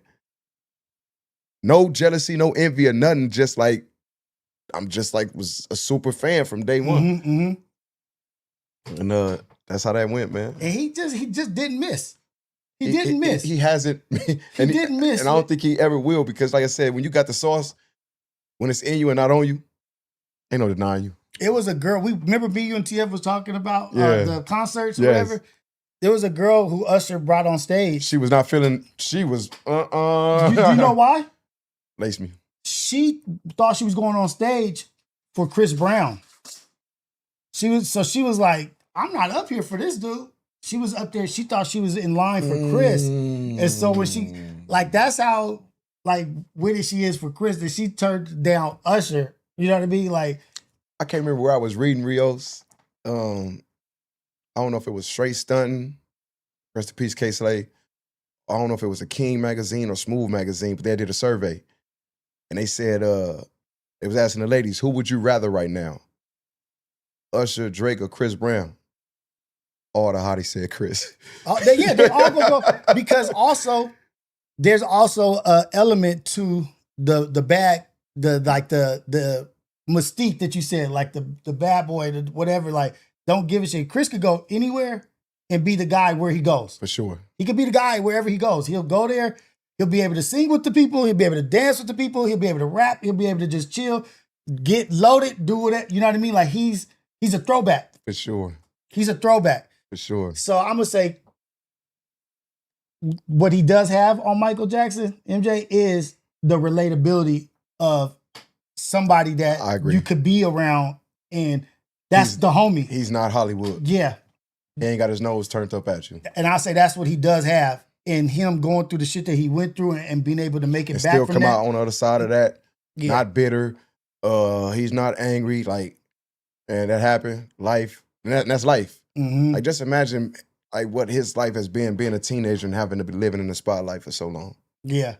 Same thing go for Mike. Like, you know, being a child prodigy and then having to, like, people don't be acknowledging that, man, these are still human beings. These are somebody's fathers and sons, and they have roles outside of being on the camera. They have a role outside of being on a tour or in the booth. Mm-hmm. Yeah, I got to satisfy the people. Yes, this is what I love to do. I'm here for the fans, but I don't want to take a picture right now. Yeah, and I think now it's harder to be Exactly. a big mega star versus where Michael Jackson was in Calabasas or wherever he was. But me as a kid or young, I thought he was on the other side of the world. Now, Chris Brown, you can't get away from your stardom. You can't get away everywhere you go. I think he does a good job of Laying low. maintaining his privacy. Okay. And that's something I be, you know, taking from him. TF is constantly in my ear about, and I hate when I backtrack because, again, you know, I do not want to disappoint him and those that's investing into me with their time and their resources. You know, but I was just telling somebody last night, like,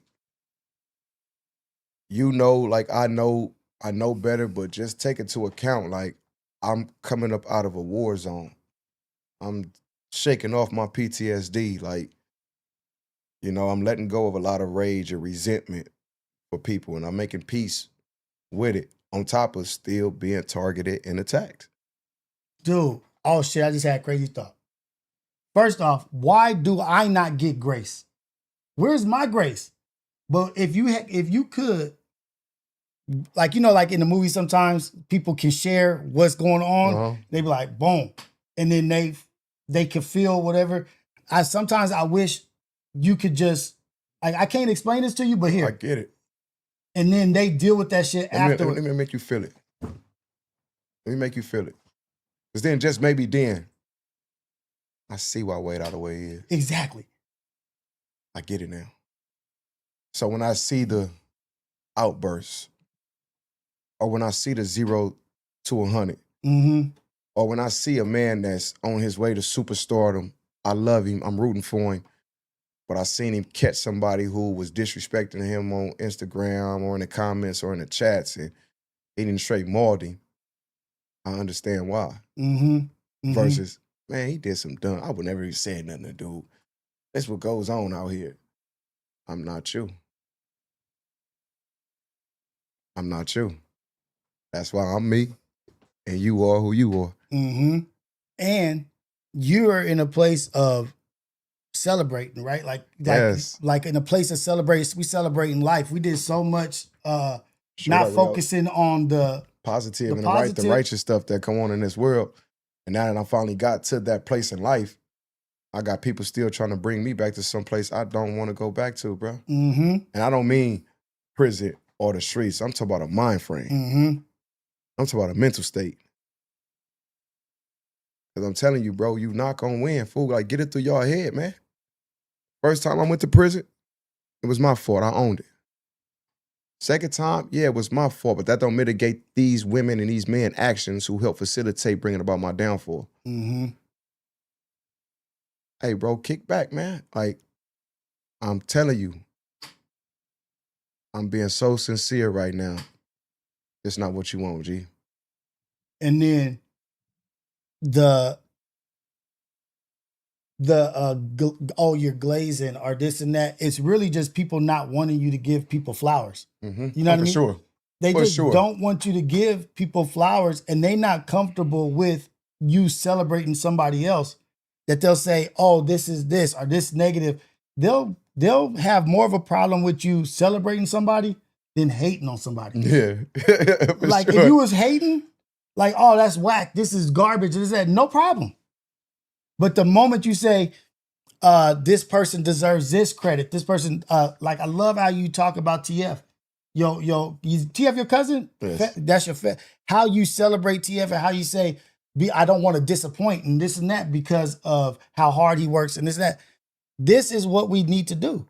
We need to let people know because we know far too many times that we wait until it's too late to say how much we love or appreciate somebody. How much I appreciated and respected you for, or thank you, like, and I don't have many people that I should or can thank. Mm-hmm. I say, though, you, like, this is the beginning of, I feel, a lifelong friendship for the rest of my days on this earth, man. Mutual dealing with you. feeling. Mutual For sure. feeling, like I share, you're not alone in that. I'm right there. And it's like, just, continue to build these relationships and make them, fruitful. And each one teach one. Like I said, it's a lot of stuff out here that you've been dealing with that I know if I need some advice, you got the answer for me. And I will try to, and if I don't, I'm going to find that motherfucker. I know you're going to try to help me. I'm going to help you get there and we're going to get there together. Because there's no ego involved. There's no jealousy. I don't have nothing you want. I don't have nothing you need. And there's nothing you trying to take away from me. Now I do want those locks. I do want those locks, nigga. Yeah, man. That shit hanging right there. I keep that. Yeah, I told that you. shit right on the wall right there. Yeah, man. And it's crazy. So when they had seen me at the Apollo, and then that went viral, went crazy. I've been like really honored that I done had a few mothers hit me in a DM and said, I got my boys walking around with locks now. Hey. I'm like, just teach them, to continue to be protectors and not predators. Mm-hmm, mm-hmm. That's key. That's a key right there. That's a good one drop. Be protectors, not predators. You know what I mean? This is a self-defense mechanism. That's it. This is to get you out of a situation. And you handle your business to get out of there. Out of there. Man, Lock is undefeated, bro. Like, It's the quarters and nickels and socks on steroids. For sure. It's sure. that on steroids. For sure. So wait, okay, then let me ask about that. How did you get that thought and idea? Where did that come from? The lock. So there was a time period while I was locked up. I was so depressed, stressed that I wasn't working out. Okay. And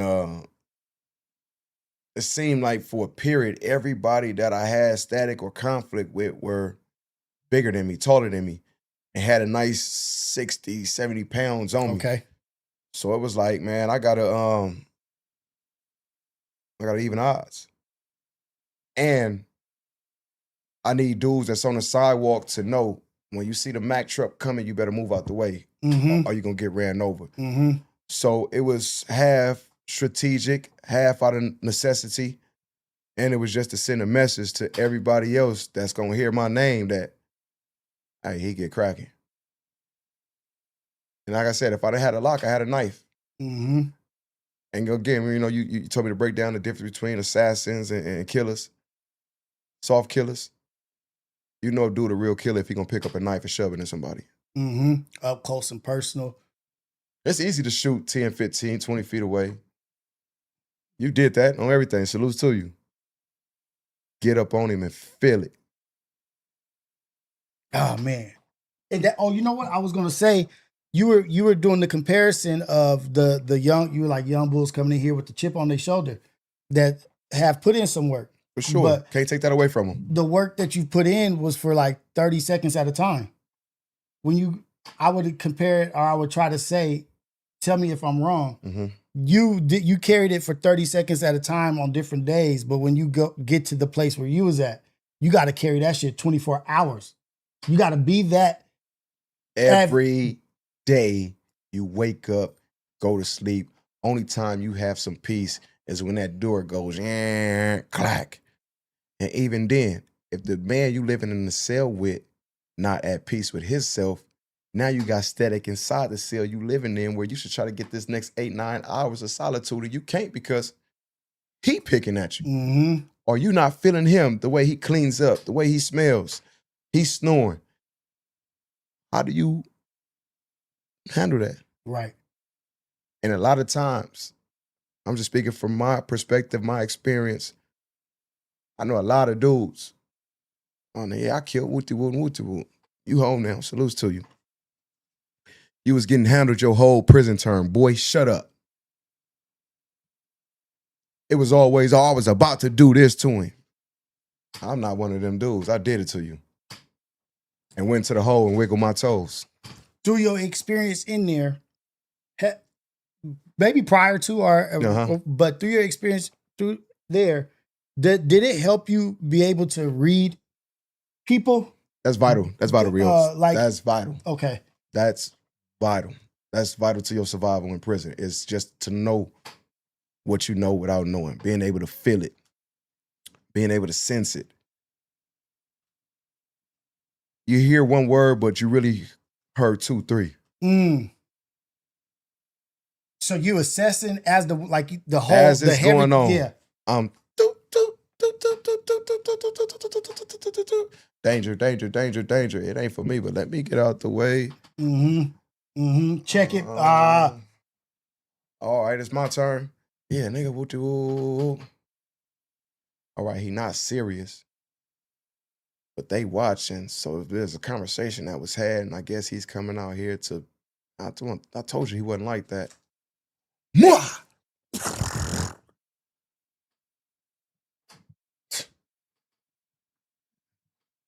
Man, I didn't mean it like that. Yes, you did. Right.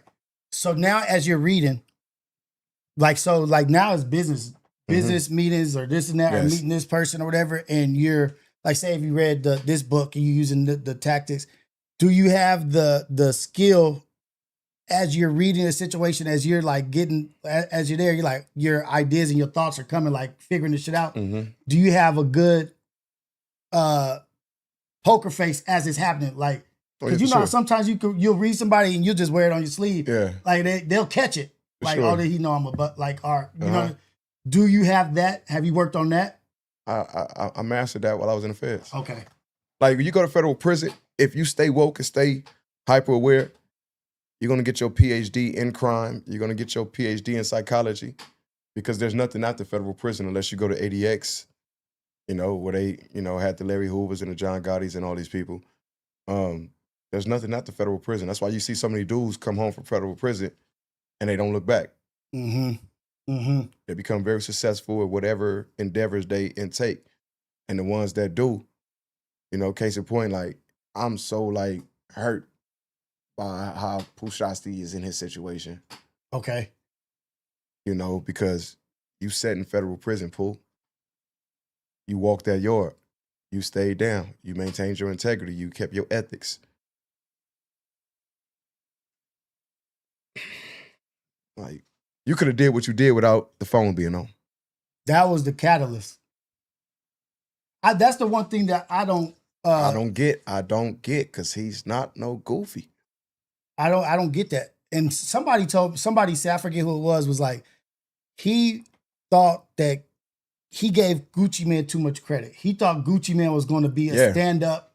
So it was a lot of pain that drove that decision. It was a lot of disappointment on top of disrespect, because I looked at you in a certain light, big bro, big homie, and you treat me like this. So let me show you what I done learned since I've been gone, on top of what I already had. Again, like I be telling people, y'all be thinking, oh, he ain't trying to blow his career off. He don't want to lose what he got. And that money mean everything to you. That ain't my only form of currency. Boom. Boom. For real. And some people can't get past that. They can't even understand that. You cool, man, with your feet kicked up in your nice home in Calabasas, Palos Verdes, wherever you at. Man, dude, your house will be under siege playing with me, man. I'm gonna go walk the yard bragging about it. Not saying that's gonna happen, but it can. And that's what we got with Pooh Shiesty and Gucci. No, did Pooh Shiesty want to go back to federal prison? Where I'm telling you, it's not Prison sucks, period. And that was his mentor, I think. I think he looked up to Gucci like. Man, Gucci Mane raised a whole generation of kids, man. Yeah. Same way Boosie raised a whole generation of kids. Same Yeah. way Pac raised a whole generation of kids. Same way Eazy-E raised a whole generation of kids, man. Yes, Gucci was in that light. Mm-hmm. And whatever they had going on, you know, that's their business. I'm just speaking to a video that was out. Mm-hmm. Shiesty, when that got done, you record something, the next thing too is to show it to somebody. That's only logical, right? Yeah. What did you do it for? Or you was going to keep it to exploit or extort? Like, I'm speaking logic. I'm speaking as a criminal mind. But the thing is, you can't extort somebody when you're in the video. Like, it's usually just in the act. The person there is, you can extort them because they get caught in a adverse situation. Yeah. But if you're in the video, in the adverse situation, it's balanced out. Like, we can't use this. It would have been better too if my man with the ski on and was holding the Drake, if they would have never flipped the camera to him, Yeah. I don't think it would have been as severe. It was going to be severe because you already just left federal prison and you're on federal probation and a crime has committed. So not only is a probation violation coming, it's a new beef, relevant conduct. You just came home. Wait, I didn't even know that. He had just got home? I mean, He just- last year, whatever. Like, that's still like kind of fresh, right? Damn, I didn't even know that. It's Yeah, still kinda fresh. That's some. And Push Icy was the guy, is a guy too. Like, you know what I He mean? was up Like, there. He was getting ready to have his moment, bro. Like, his flowers. What he stayed down for, like, he was getting ready to have his. But, you know, whatever was going on behind the scenes between him and Gucci, man. Like I say, I don't want to keep speaking to that because I don't know Gucci Mane. yeah. And, you know, I don't know Pooh Shiesty, but I saw what I saw. I overstand federal law. I know how the government is finna try this case. Don't count him out, though. Do not count him out. But he got an uphill battle to climb. Boom. Okay, now let's get to, I want to ask you a few Shoot, music man. questions. Yes. So, you told us about your influence, your heavy influence of lyricists, rappers. Mm-hmm. So I wanna ask you, let's do the YG The Game versus. Okay. Did you get to watch that? I caught some of it. How do you feel about the verses? As a brand or that particular show between YG and Game? That particular show. It was cool hearing some of the music I came up on with Game. Mm-hmm. You know, one of my favorite parts of the performance was when he did Start From Scratch. Okay. That was cool. Could have been a little bit more classier, but you know, game is game, Yeah, man. exactly. YG, they you know, they they gonna go turn up. They are unapologetically them. Yeah. And they don't care how they are perceived, what people feel they should have, could have did. Game has always been a renegade. He always has gone against the grain, and to still be here 20 years later, still wicked with the rhymes.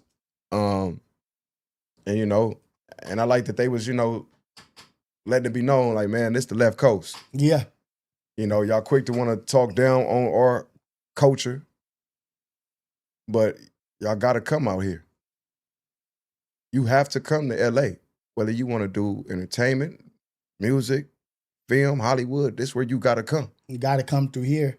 And to me, it looked like a good time. No, You know what I mean? Like, it was. And I'm sitting there, I'm saying to myself, like, you know, me being where I'm from, man, me being from Corver, Compton, if you know what you know, there was no way in the world I could have been in that building. yeah. Like, I overheard that one of my homies was there, but I don't think I would have been able to be in that building and being able to function because it's still a real world Yeah, outside of this for music sure. shit, Rios. For you know what I'm sure. saying? And I'm transitioning. I'm doing this, but I'm not gonna never forget where I came from. I'm not gonna never forget, like, my name is WahDay. If you know, you know. Ain't no hi, you're not gonna never catch me out and nigga, oh, you that? You on that? Man, my name WahDay. You know that. Straight up. You know that. I don't want no smoke, but I got fire if you do. And some of my dogs that's, still around, that I'm still in contact with, they still own that. For sure. And it's like, man, get blood. Get that nigga. So I gotta watch, how I move. I tread lightly, man. I always try to be conscious of what I say before I say it instead of just blurting stuff out of my mouth. Awareness. But I stand on whatever it is I said it. If I said it, I meant it. But again, me personally, just speaking for me, like Mr. Hit the Rolling Stove, I'm not on nothing, bro. I ain't carrying the energy that come with being a corporate park crip and us beefing with who we beef with, and we surrounded. And we don't ask for help. Ain't never got no help.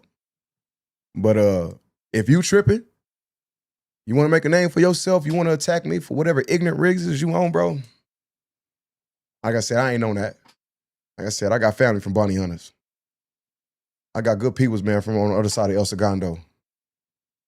You know what I'm saying? Yeah, but and then look, but I don't use that as no crutch either. No, for sure. But looking at that, even being that what it is and the dynamics of it, that shit is familiar and relatable to us. Like we switch out the color, switch out this. That's a West Coast. That's a LA. We function. Started that, man. Like that's familiar to us. That was, and it felt good. It felt good seeing it. You know what I mean? Like Pop Out was dope. That shit was dope. But what the verses was is what we're all. It was a gangster party. It was a gangster party. It was a gangster boogie. For sure. And everybody a backyard boogie. And all it was missing was some barbecue, some grilling. They probably had the grills outside. You know what I mean? Like it's so. And people were complaining like, oh, they need to be more this and like, nah, we need to be exactly what we are. To know is to know. So that's why I said, like, I get it because y'all had the attention of the country for those 2.5, 3 hours. I don't know how long it was. Mm-hmm. I think it was like 2. You're right. You had the attention. You had everybody's attention. Could it have been a little bit more classy, a little bit more clean? No, but has game ever been? Yeah. What do you expect? Like this is what from the game. Nigga, YG came in the door off, and y'all correct me if I'm wrong. Like he came in the door off being ratchet. Right. Like, yeah. You want them to not be what encompassed me being who I am. Yeah. Like, come on now. Like, no, you can't do that. I thought that shit was so dope because just how we say like representation and just seeing some shit that is us. And it's like you could understand every move that's happening there. Like there's no uncomfort in us watching that. Like maybe you out there, you feel like, oh, this is this and it's not us. Like that's regular. That's normal functions. But for them to put that shit on verses though, that's what made it dope. You know what I mean? I didn't see it going there. I didn't see it going. I did not see it turning into that, man. Like it's like, I've been in that place. So I'm coming home and I'm catching up on the verses that has been happening. Yeah. Not one has been that lit. The Locks and the Dipset was lit, but not to that degree. Not to that degree. Not to where it's so much what it was. Like it was so much what it was. Yeah. Like, and I love when the world gets to see our culture, and then it gets like the kickback of like, oh, they needed like, yeah, you don't know, you don't understand. Put your phone down, come from behind that computer, and come to a function. Like my set just had a lake day yesterday, and like I said, part of me wanted to go, but to have been there and to experience it, and then to just see it, like you can watch it from a phone. Yeah, you can watch somebody's story, you can watch somebody post, you can get on YouTube and see something. It's different when you're there. You smell it, you feel it. Somebody pass you the bottle. Somebody pass you the blunt. Somebody pass you some gear. Everything copacetic, and next thing you know, you're seeing a squabble. Everything quiet, that quiet before the storm, and next thing you know, man, the shot's licking off. And then to survive that, and then to let it tell it, it's not as bad as they tried to make it seem. Yeah, yes, this happened. Yeah. Yes, this went on. Yes, I could have, or I didn't. And I'm telling you, that was a dope experience, and everybody should have go to Compton Crip barbecue.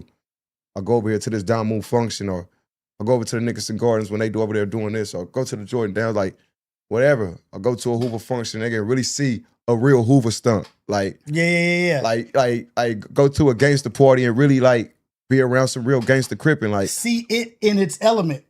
see the originators. Yeah, real shit. Because people are always surprised. They're like, oh, I didn't know that like on these in this out when it's outside the community. Oh, I didn't know that it was gonna do that. Yeah, because you don't know how volatile this shit is. You don't know how volatile this is. Preach. This shit goes in ticking 5 time seconds bomb. to a whole different world. It's a ticking time bomb. Oh, I was surprised. You were surprised by what? It was always a pit bull right there. It was always a hungry pit bull right there. It's always a volatile situation. Sometimes all it takes is the way the wind blow. That's it. That's it. No, hey, look, not to. So I was with one of my family members, man, who I adore so much. And 2016, we was in the backyard, we was smoking. Ashes from the blunt flew into his eyes because the wind had just, blew Shifted. We were just cool. Like, it was just quiet. We was just chilling. I seen the demon come up out of his eyes, bro. Let's go see who out. Come on. I'm like, I can't tell him no. But like you just said, like, the wind can blow the wrong way and trigger somebody to want to act on the volatile spirit that's already just festering. The wind blew ashes in his face and he wanted to go troop out. Dude, I was talking figuratively. And just as I'm talking figuratively, you're like, nah, It's literally.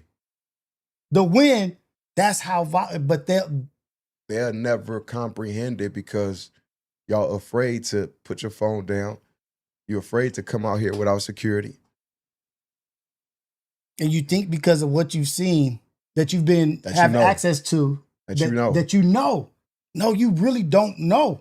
Like, it's cool. You seen South Central. That was an actual portrayal of what goes on. You see Menace. It's an actual portrayal of what goes on.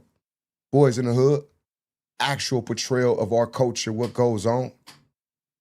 But to live it, though. For real. Yeah, though, to the line, first 2 I'm trying, y'all, man. Y'all forgive me, man. Don't, man. I swear, this is that thing. I'm looking at him like this, like. Oh. Hey, that shit is so funny.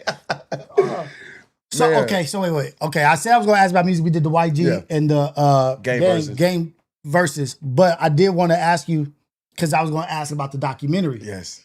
And how amazing that classic West Coast album. I feel like I always tell people that you could put the documentary up there with.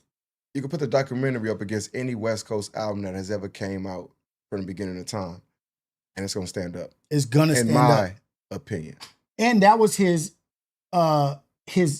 introductory album. That was the first LP he dropped.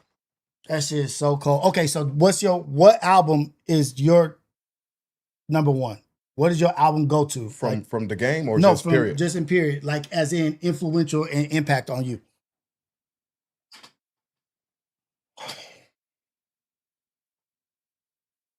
Life After Death. Life After Death. Biggie.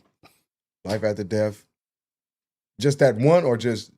Yeah, what's your Life After Death? Life After Death, and why? 97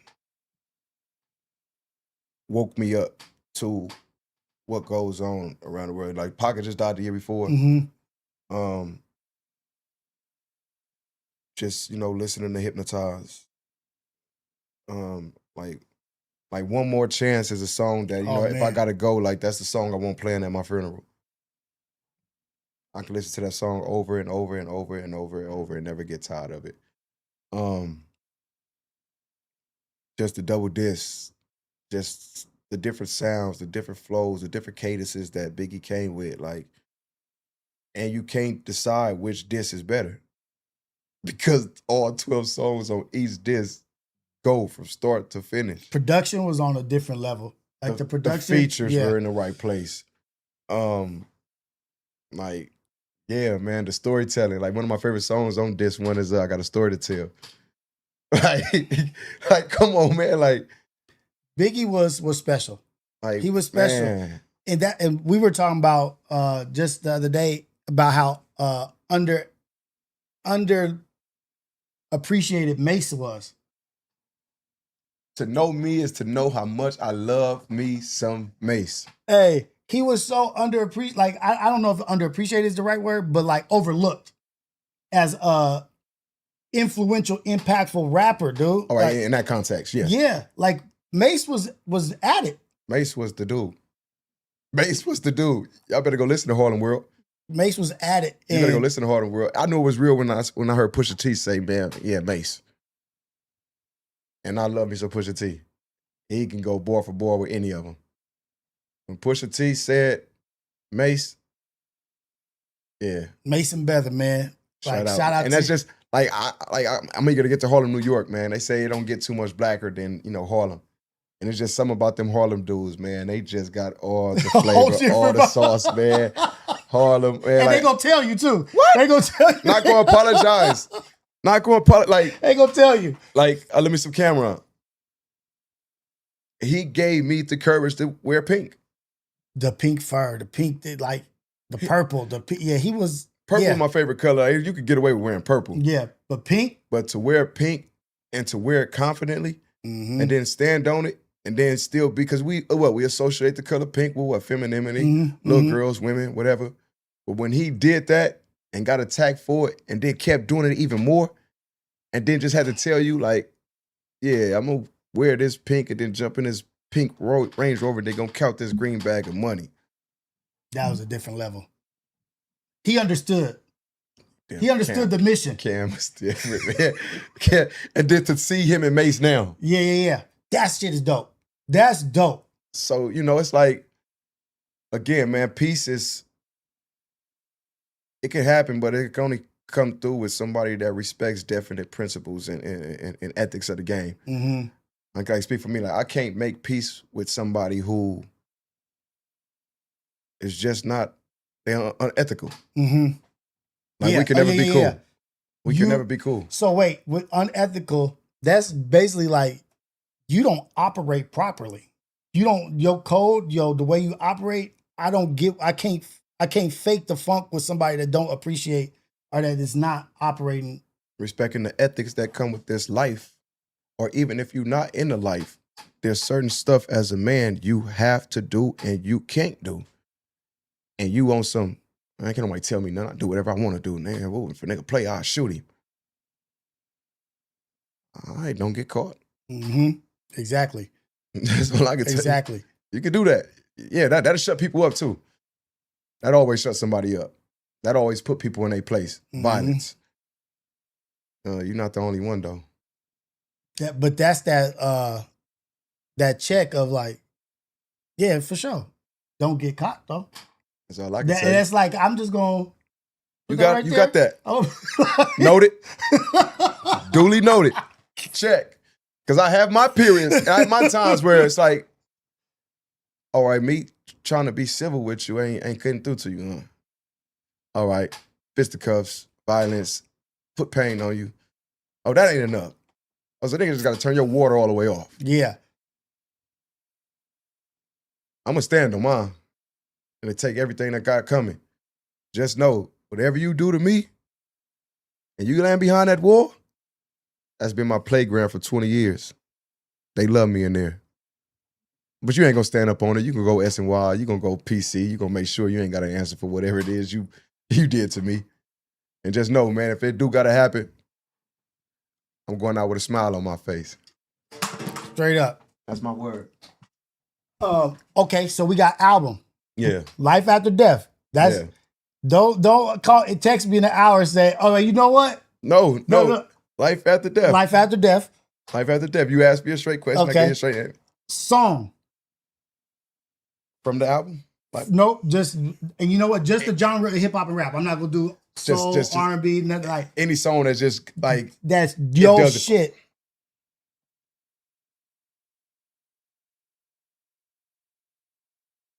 TF Big Moon. Big Moon.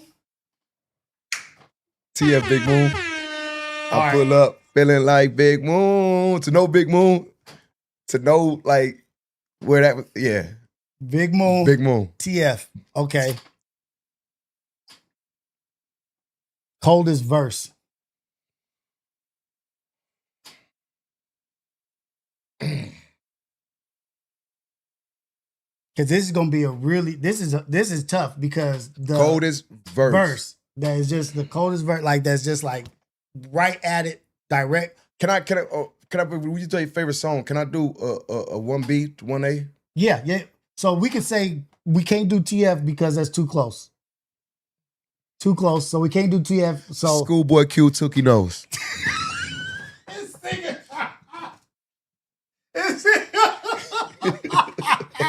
Wait, hold on. Okay, back in that crib shit. Nigga said cuz in the first grade in the shade where the cops can't see us.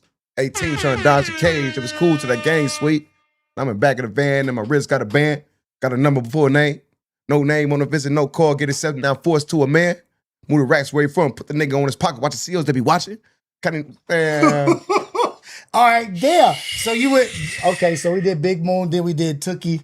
Tookie knows, man. That's my 1A, 1B. No, you can't do those two. Right. You can't do those two. Rios, you can't. can't. Why? Because it's too close. I know of Q. I don't know Q. But TF on there. TF on there.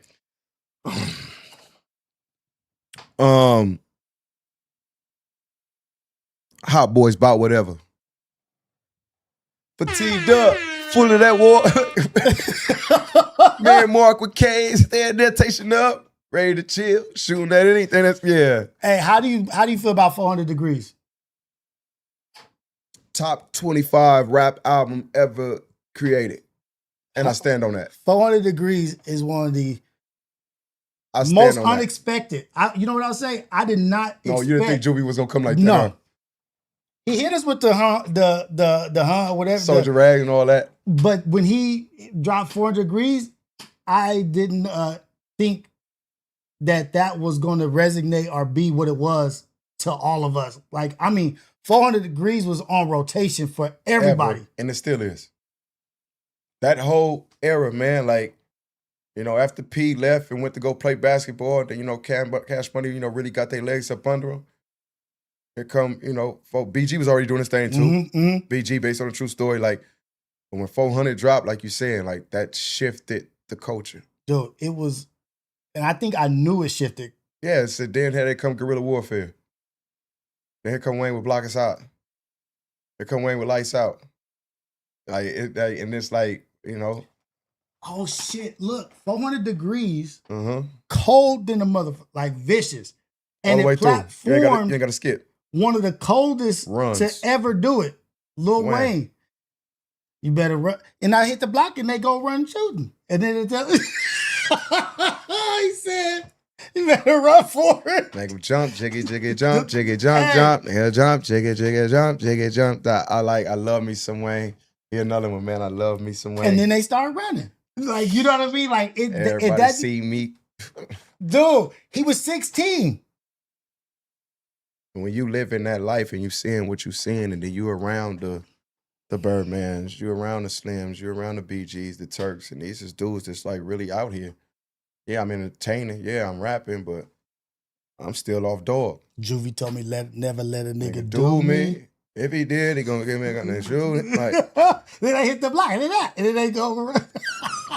No, for real. Rios, for real, bro. Damn! For real. That shit was so cold because then, you know what was vicious about it? Because it had people picking who they liked the most, right?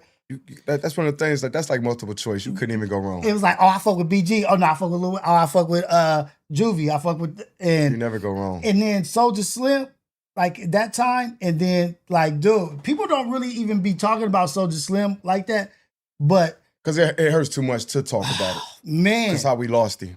And, you know, him being so militant, so geeked up, it's like, he wasn't ready, Soulja. Damn. Like, you know, like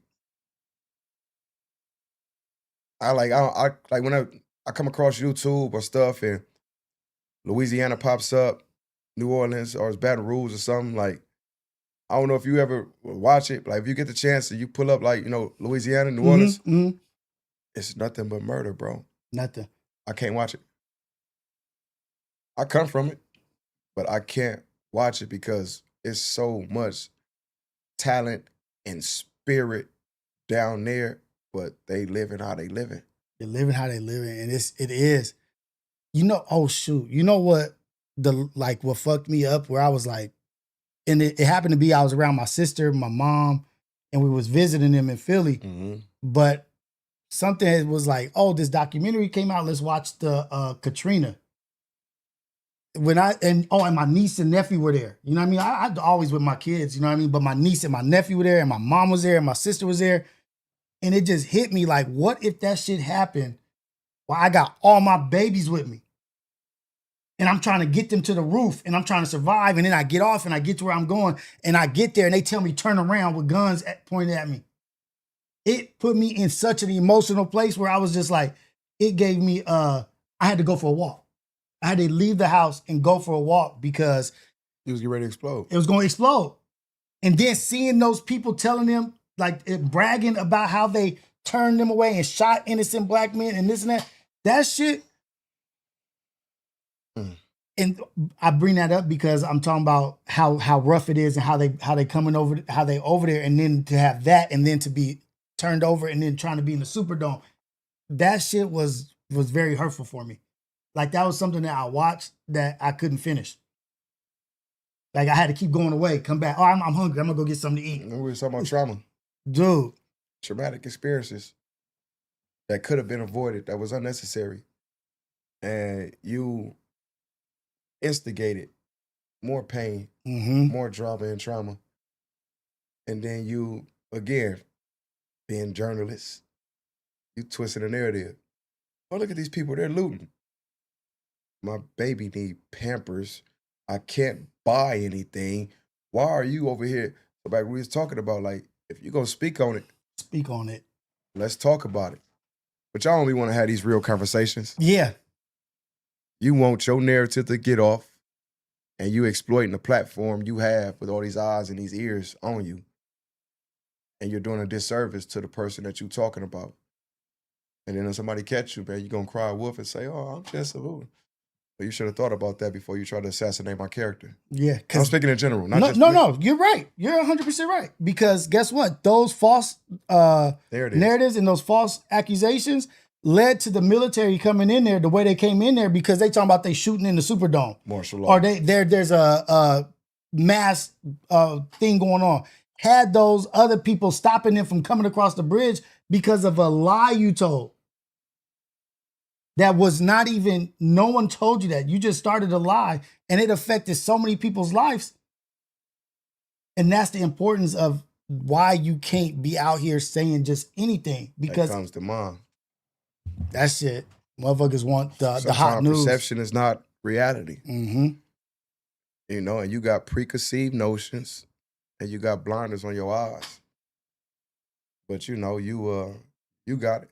Right, and you talking to people that already had a certain amount of hate for. Don't add that factor in. You know what I mean? Like I already don't like him. Yeah, exactly. So now I can really get go ahead. Yeah, keep going. Because you said what I wanted to say. I just didn't have the nuts that you got it. And then, you know, they find strength in numbers and now it's a whole crusade, but you know you finna make me even more famous, right? You know you finna make me bigger, right? You know you finna give me even more fuel to keep going, right? I gotta always remember it's two sides to every coin, man. There's the action and reaction. You're gonna get some pushback, especially when you're dealing with real man who didn't survive stuff, bro. You wouldn't even. And but like we can say or maybe not say, that's where the talent or the pressure has built the diamond. You know what I mean? Like They say the hungry dog win the race. You know what I mean? Like some of these adverse situations have created the man I am. That's why I said I wouldn't change nothing. you can go back, I wouldn't change nothing. Thank you for every score. Thank you for every tear shed. Thank you for every pain that was purposely inflicted on me. Thank you for every lie that was told to me. Thank you for every time I was deceived and coerced and manipulated. Remember I was telling you last time? Try that shit now and see what you get. You know? You know what, like I told you, man, what woke me up, I said 1997, and then the year 2001. Twin Towers, everything, 9/11. But that was my first year seeing murder. I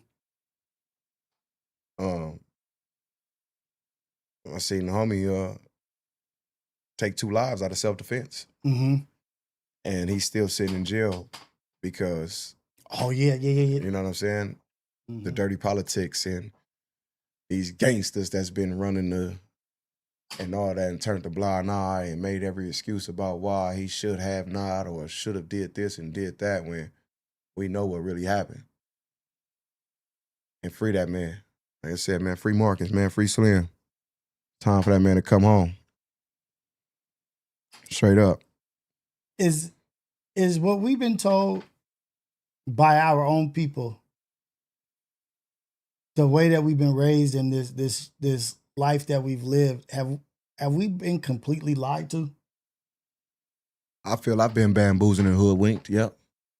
Because what I'm starting to notice at 45 years old, even before that, is that, oh shit, you guys make anything correct selectively. That you made me stand on and live my life against, and then you selectively accept it when you want to. But I based my whole life or my everything off of that shit and made mistakes off of that shit. But now you selectively say, no, this is okay because of this, or because you never told me none of those stipulations, motherfucker.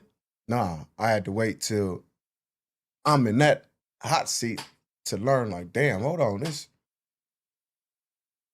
And it's still, nigga, you got to stand on it. So it's something that Machiavelli has said, and I love me some nigga know Machiavelli. In light of new considerations, we gon' think and act different. So again, you know, it's like, man, you taught me this, and then, you know, I get to go into these levels and get to meeting dudes that really know you, who know your flaws and your character and your background. I'm admiring a dude who I, you know, thought was a gangster because he a killer and he used to sell dope, and, you know, I'm from that era where dudes was wearing Chucks and Ben Davises and Dickies and Cortez, and, you know, I'm from that crippin'. I'm smarter than you. It's the reason you always had that gun. You can't fight. And when you did fight, you got your ass beat every time. Like, now, do you not once learn how to, like, throw a punch and duck? And I was looking up to you. You dropped out of school when? 8th grade? Bro, look at your woman. Man, all you niggas better get the fuck away from me and shut the fuck up, man, and keep my name out your mouth. Nigga, I don't owe you niggas nothing. Straight up. When you really assess the situation and look at that shit. Nigga. You better shut up, boy. Quiet, fool, before you get served some humble pie. Nigga, straight up. Straight up. You know who you are. Y'all know who y'all are. Yeah. You said something very powerful on the exit last time. That was it on the exit? But you said something very, very powerful. You were like, we're living by a standard. Oh, yeah. And a life that you want to say we still perpetuating a cycle that was started 53, 54 years ago by some teenagers that could barely read or write. 53 years later, by some shit started by some teenagers. So what was that, 78, 79? Crippen was found. No, 69. I take that back. 69. My bad. 1969 on Raymond Washington back porch at his mama house. Him and Craig Craddock started Crip. Tookie was doing what he was doing. Compton, we had Mac Thomas, 2 of them. And those 3, 4, along with other dudes that, you know, probably don't want to be named or need to stay nameless. But we just taking it for the ones that's in society. They got together and brought L.A. Compton Watts, Gardena everybody that wanted to be down together. And then in a few years, it was. So 69, the first 3-4 years, here comes 73, 74. And we don't want to be no Crips, nigga. That's Pyro. We don't want to be Pyros. It's blood. Oh, nigga, we don't want to be no Crips or no Bloods. Nigga, that's Hoover. Mm-hmm. And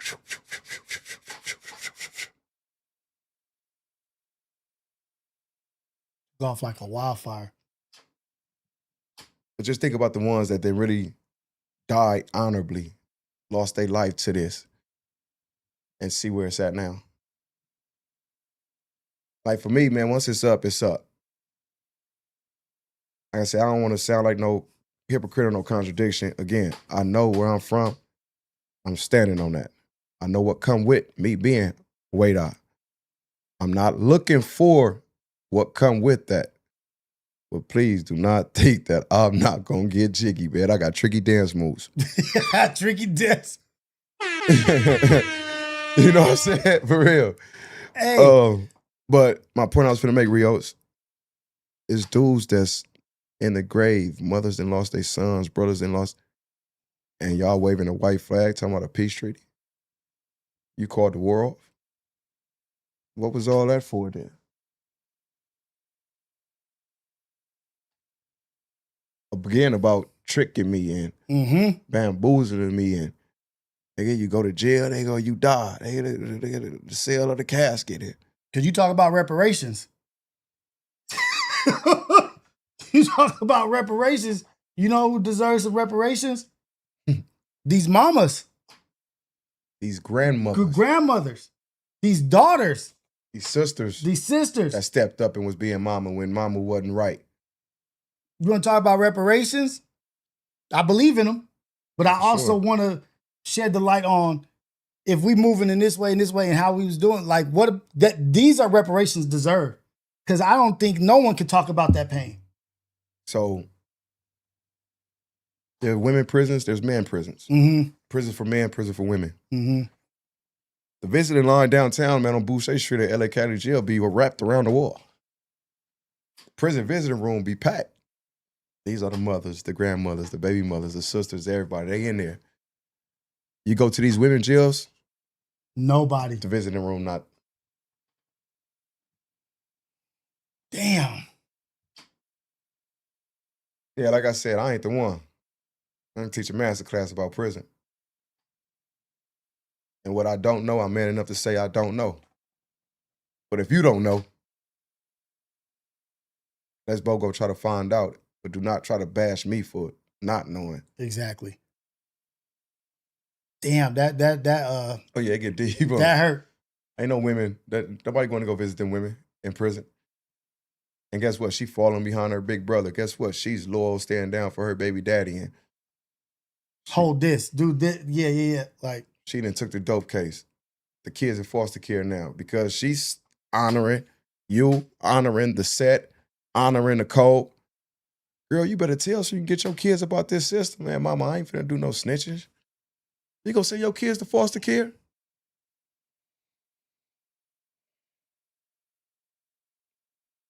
I mean, is she wrong? She not right. She not wrong either.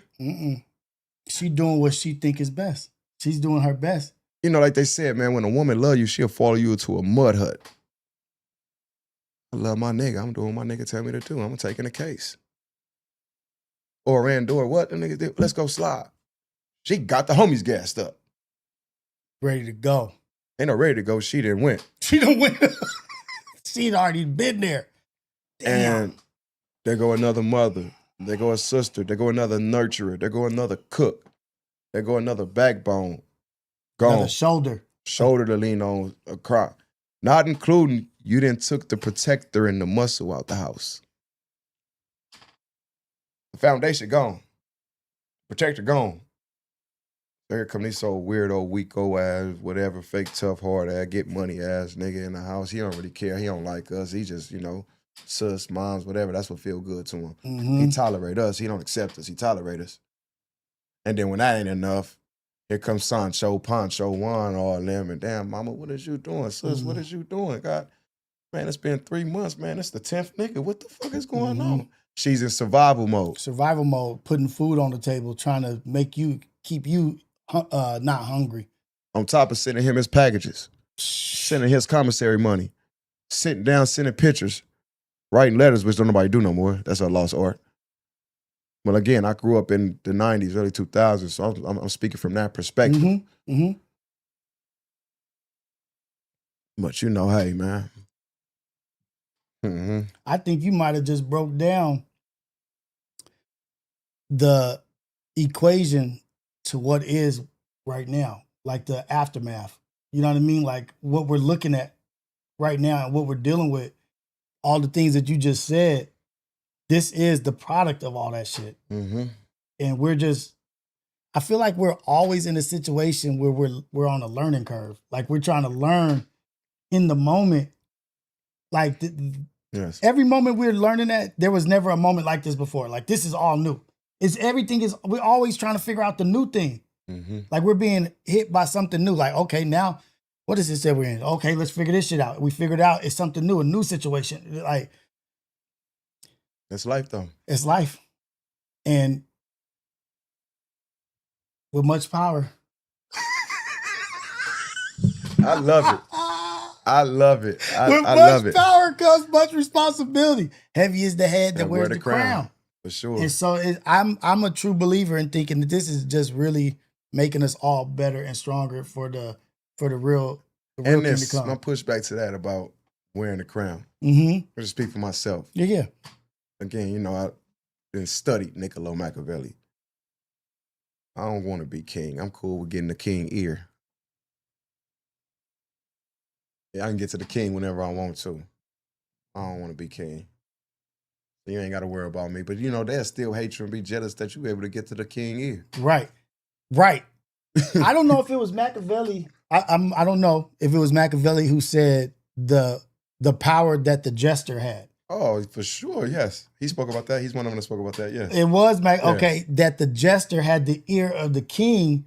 While you guys are laughing at him, the king is getting information from him, and he's not manipulating, but giving the king vital information. And he's benefiting from being the clown in the circus, the entertainer, the whatever. They said the jester eating the same food you eating. In the if same not room, if not better, in the same room you in. If not better. Yeah, he's drinking fine wine. Fine wine. Yeah, he's laying on silk satin sheets and all that. Yeah. And not from who he's related to. Nah, but from the work he's putting in. Exactly. From being himself. Yeah, let's talk about it. That shit is cold. Hey, man. Thank you, brother. Hey, you know, I always appreciate you, man. I This appreciate is you, man. This is just the second of many. For sure. We're going to keep running this. I see keep... somebody in the chats right now, man. Midnight Neo. I like this duo. Hey, let's Salute, go. Brother. Thank you. We appreciate you, man. To the good people, man. We're gonna run it back. We're gonna do this whenever we have free time or whenever you're available. Thank you. And then also what I want to do is get you on here on your own channel. Yes. And just get you talking to the people, just getting interactive. Try to get this going, man. Yeah. Y'all look out, man. Like I said, I got my YouTube channel. I'm still learning this social media space, so y'all bear with me. I'm still learning how to work my phone. My bad. I know, like I said, y'all know my story now, man. So y'all bear with me. But I do got my YouTube channel, man. Mr. Hit the Rolling Stove. Got my podcast coming. Like I said, it's a lot of stuff in the works. But is that spelled that way? Hit the Rolling Store? Just spelled the same way, man. Mr. Hit the Rolling Store. Crime pays. And that's where I'm going to be documenting the pros and cons that come with this life that I'm not ashamed of. I've lived it. I've done what I've done. And I've learned that there's a right way to do wrong and still enjoy the spoils that come with this game. So, you know, to the Bernie Madoffs of the world, to these Jeffrey Epsteins, to what happened with Diddy's. And again, we can go on and on. Crime pays in so many ways, whether it's beneficial or it's just pain. You're in a good space. Where do I keep going? Thank you, brother. But yeah, that's something I'm going to be documenting, man, because crime has been a central part of my upbringing and my thinking. And I'm glad that I've rid my mind and my heart and spirit of crime. Only crime I ever will have to inflict on is just me defending myself in self-defense. Mm-hmm. Outside of that, ain't no more hitting the rolling store. But we are waiting for that song, though. Hey, But listen. we are waiting for that song though. And visualize this, Rios, and I'm telling the world right now, y'all that's listening, when Hit the Rolling Stone drop, it's out of here, boy for boy. You're going to feel like you on a robbery with me. I can't wait. I'm proud of the work I did on Hit the Rolling Stone. Straight up. And don't forget the Instagram. Oh, yeah, y'all go follow me on Instagram at Mr. Dot, Hit the Rolling Stone, HITDA, Rolling Stone. Yeah, man, y'all tap in with me, man. I'm here, man. I'm cool, man. You speak, I speak back. You know, I ain't friendly, but I am a good friend. Hey, that's dope. And look, I've been doing this for, I'm going to say 3 years, just like not doing this, but being in the field, in the space of this. And I'm getting to witness and watch and look. And I'm a watcher. You know what I mean? I like going places. I look at the lights. I look at the camera. Okay, they're doing this. I see how people are on camera, this and that. And you have something that a lot of these people that are successful in this field don't have. You know what I mean? And it's the it or whatever they call that shit. I don't know what they call it, the it or the energy. You got it. And you have more to offer than some of these people that are successful in this shit. So you have two things that the successful people don't have. And you'll be good in it. You just embrace it. Just be consistent. And you already know the people love you. You know what I mean? And I love the people. The more you do it, the better you get, the more you'll understand. Just this is the future and you already in it. You know what I mean? Like this is the future, you're already in it. Make the most out of your situation. You rapping, you're singing, you're doing all your stuff. You're around the right people. Thank you. And I'm just going to champion behind you. I'm a support behind you and make sure that I can do whatever I can do to help you get into whatever room, whatever situation, whatever you need that I could do, that I could provide. I'll make the effort to make sure I get it done. And I want to thank you for this platform. And I want to say this before I go. Shout out to the WNBA. Angel Reese. Let's just go ahead and recreate some love in basketball. You hear me? You some chocolate, fine brown sugar, and all that. Like I'll cross you over, hoop you, but like, yeah, Oh that's how I feel. Hey, you gotta shoot your shot because guess what? Amazing. She's amazing. What? Oof. I'm not gonna step on your toes. She's amazing, and I think that's the one. You know what I mean? I know it's the one. I know you the one. You know, Angel. I might be a little scary and all that, but listen, yeah, give me a chance. You know what I'm saying? You know what I'm saying? Listen, it'd be unfortunate if you don't. What if you see Angel in Hollywood and she like, do you got your locks on you? Nah, you know what I'm gonna tell her? You know it's over. Listen, you know what I'm gonna tell her? What? I'm finna lock you then. Watch out, bro. I got it in the post. I got it in the post, beautiful boy. I got it in the post. Yeah, slam dunk. Hey, I do want to say shout out to the sisters, the WNBA, and shout out to Angel Reese because I am appreciative of what she's doing. Yes. She's a great talent. She's a beautiful young lady, gorgeous, beautiful black young lady, and got game. Keep killing it and keep doing your thing, Queen. And that's it. We out of here, man. You guys go out there, be a blessing for somebody else. Keep your eyes open to anybody in need of something positive, a word, an ear, just to talk to. Be aware. You'll never be bored if you live a life of servitude. Get out there and live a life of service. Help people and try to be a blessing for somebody else. We always ask for blessings and say thank God, but we are all capable of being a blessing in somebody else's life. Respect. You never know what it is, but just go do it. We out of here.